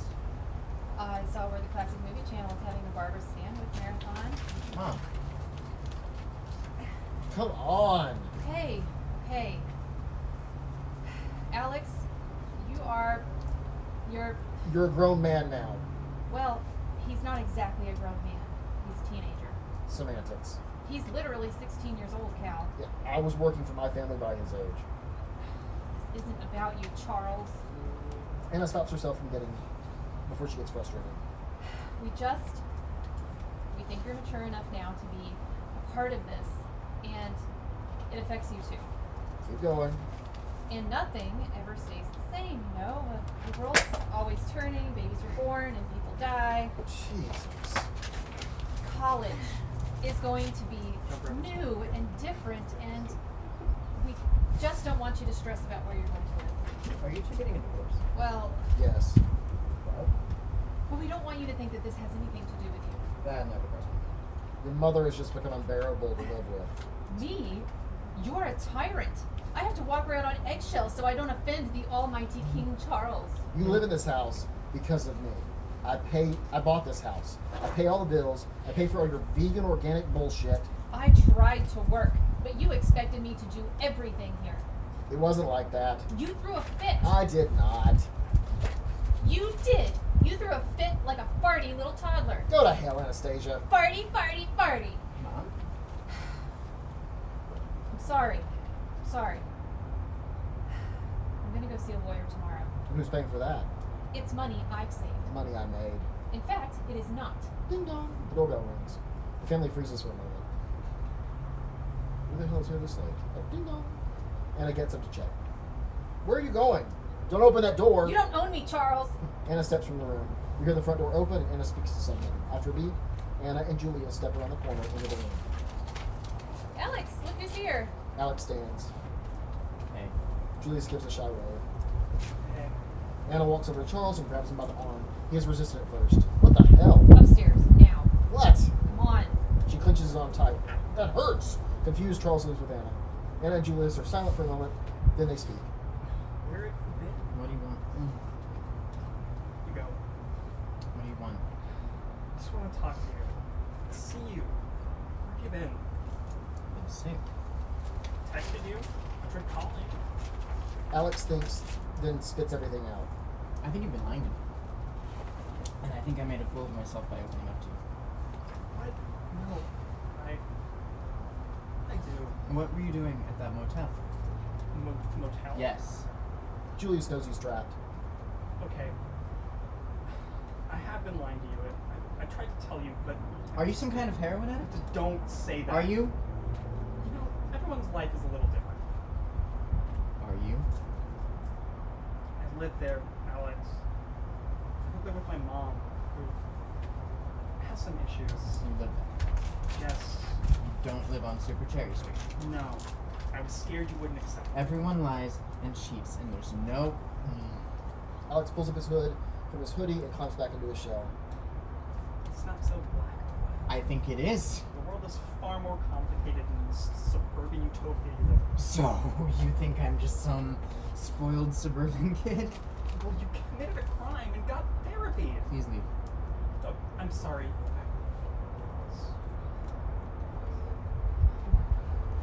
Alex walks to the exterior door and opens it. You think that no one understands? You're the only one with a barrier between you and the rest of the world, but you're wrong. I know you like to keep everyone at a distance. You don't want to check. Julius walks to the door but turns before leaving. Please don't reject me, Alex. Alex turns his head, Julius steps out, and Alex closes the door behind him. Silver Home Kitchen. Anna is cleaning up after breakfast. Alex sticks his head in the room. Is he gone? Yes. But we need to figure something out because you have to go back to school soon. I told your principal you had chickenpox. Okay. Okay. Anna I looks need at the to get clock. ready. She scurries out of the room. Exterior neighborhood sidewalk, middle of the morning. Alex and Antoinette stroll along the sidewalk. Antoinette stops to poop. Alex reaches into his hoodie pocket for a poop bag, but feels something else. It's the note from Julius. He pulls it out and looks at it. Insert shot of note. Julius. Dear Alexa, it's time to live without a show. To truly get to know someone. Naked fox body against naked raccoon body. The way nature intended. He turns the note over. I love you. Alex is in shock. He turns the note over again to make sure he read it correctly. I love you. Alex's eyes well up with tears as he realizes what a fool he has been. He starts walking briskly away with Antoinette, but then a voice screeches from across the street. Are we doing this again? Alex looks up and sees the bowling woman staring him down from across the street. He looks down and sees that Antoinette has taken a big poop in the grass. He looks up again and stares at the bowling woman. She stares back. He stares harder. She stares even harder. Antoinette stares the hardest. It's like the good, the bad, and the fluffy. Smash cut 2. Neighborhood sidewalk, closer to home. Moments later. Music cue, anthemic, triumphant pop rock. Alex races home with Antoinette scooped up under his arm and the crazy-ass bowling woman hot on his heels. Silverhome, foyer. Moments later, Alex bursts into the house and slams the door behind him. He leans against the door and tries to catch his breath. Mom! Mom? Alex runs upstairs. Silverhome, staircase. Alex runs up the stairs. Silverhome, master bedroom. Alex bursts into the bedroom with his eyes covered. Mom? He peeks through his fingers. Silverhome, master bath. Alex sticks his head in the bathroom. Mom? Silverhome, kitchen. Alex enters the kitchen. Mom! Anna is nowhere to be found. Alex pulls the note from his pocket and again takes a look. I fucking love you. Is Alex finally going to take off his shell and open his heart? He looks down at Antoinette. She looks up at him and nods as if to say, do it, you silly queer. Smash cut 2. Silverhome front yard. Moments later. Alex bursts from the front door. The bowling woman appears out of nowhere and continues her pursuit. Come back here, you little shit! Alex screams as he races down the sidewalk. Neighborhood sidewalk on the way to school. Alex runs down the sidewalk with the bowling woman not far behind. The school, out front. Alex arrives at the school. He races into the building. The bowling woman is winded and bends over double. Exterior, the school, out front, continuous. Mrs. Caput is chatting with another teacher. He was my last chance to find happiness. Oh, Louise, that's nonsense. Get out there. Have some fun. Take a trip. Alone? At that moment, Alex runs in. Alex Silver. Alex slows down and looks back. Where's Julius? Julius. In class. It's lunchtime. Everyone's in the quad. Alex looks at his phone. It's lunchtime. He races around to the other side of the school.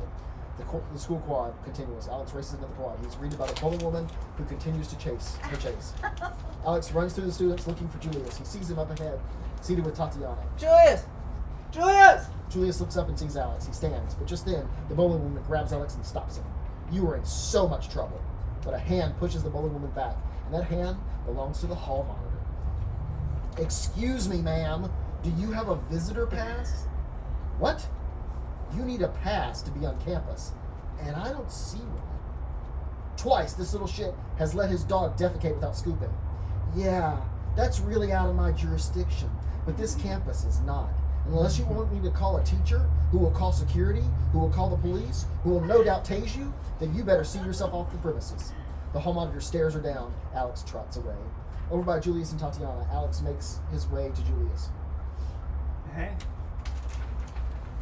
Hey. Tatiana stands. You got this. No. Stay. Tatiana gives Julius an understanding smile and steps away. I'm sorry. You haven't done nothing to apologize for. give You make the me wanna fuck be a out better of it. person. You first. But instead of saying a word, Alex pulls Julius to him and kisses him. Tatiana smiles, the hall monitor smiles, Theo and Leo clap, Miss Caput and the other teachers step up. Miss Caput. I'm going to Spain to run with the bulls. Kiss, kiss, kiss. Title card 1 year later. Okay, interior, condo, dining room, puppet show video. Since Alex has previously seen puppet video, his production value has increased greatly. This video is broadcast TV Muppet Show quality. The setting is a dining room decorated for Christmas. Niles takes a seat at the table and looks at the camera. Hello everyone, I hope you're having a nice holiday. As you can see, Santa Claus visited our house last night and took a great big Christmas shit all over the place. Giles enters the scene. He is noticeably no longer voiced by Alex. This is instead voiced by Julius. Niles, language. What? Do you deny that Santa drunkenly swaggered in here and took a great big shit all over everything? Giles takes a seat at the table beside Niles. I do not deny it, but there must be a nicer way to put it. Like how?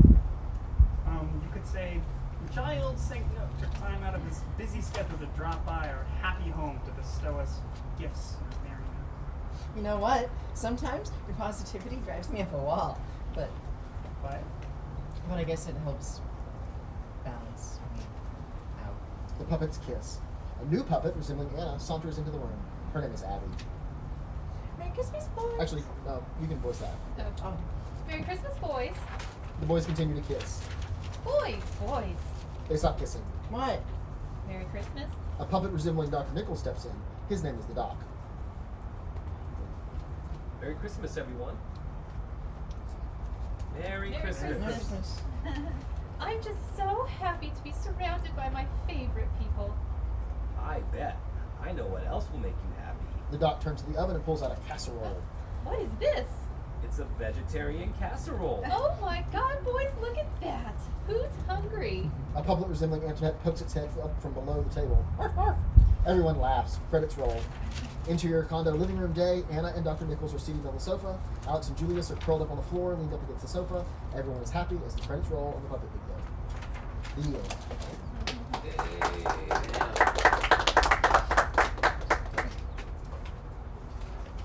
Y'all still want to do this? That was great. That Love the energy. was fun. Is this the first reading? Yes. Yeah, of Major Castillo, yeah. That was awesome. So is this how you envisioned it? Yeah. I think so. Type them on There were some changes. Come Yeah. on. The puppet was not originally there. Right. There's some different. Yeah, it's changed. I mean, this is not. Yeah, I don't know. It evolved, but yeah, I'm very happy with it. I'm happy with where it is now. What do you guys think? Like it. I think that we do good, as we just continue to work together. Yeah, I think it's been great. Yeah. Just building that chemistry on set. Yeah. Cool, I cool, think cool. we can. I was really nervous coming in. I Why? don't know. I just felt like weird talking. It's Yeah. It's first time doing something. yeah. This is gonna be great. It's gonna be great. I think you all are the most perfect people. I told Ian I had a vision. I had visions from time to time, and I had a vision that like we were gonna get the perfect cast together, and it was gonna be absolutely perfect. And yeah, this is it. This is the cast. This is yeah. It probably is amazing to hear people read your piece, just Oh yeah. it's coming to life now. Well, it's better than just the voices in my own head. So well, thank y'all. Anybody have any questions or comments or? May I use the restroom? Yeah. If anybody is going into Portland, can I Oh, be I'm willing gonna to take give them? them. Oh, you're going. yeah, Oh, I'll okay, do that, okay, thank you. School bus is headed back. I'm also heading into Portland. Is it So, Oh. I 12. So I'll give I have you. to drive past Portland. In May the, I use your restroom? yeah, in the kitchen. So you go through the kitchen, take a left, and I'll give you money. a right. Thank you so much. Thank you. Not an Uber. Thank you. Not an Uber. Why puppets? I don't know. The devil whispers in my ear, and I just write it down. I like it. No, I mean, it's because it's me. 'Cause it's all this stuff's him. It's all me. And I was obsessed with Jim Henson and puppets when I was a kid. Because they took me to Sesame Street Live when I was impressionable. Because it's just bomb. I mean, like, they're like on stage. It's mind blowing. I remember the Muppet Show. Yeah.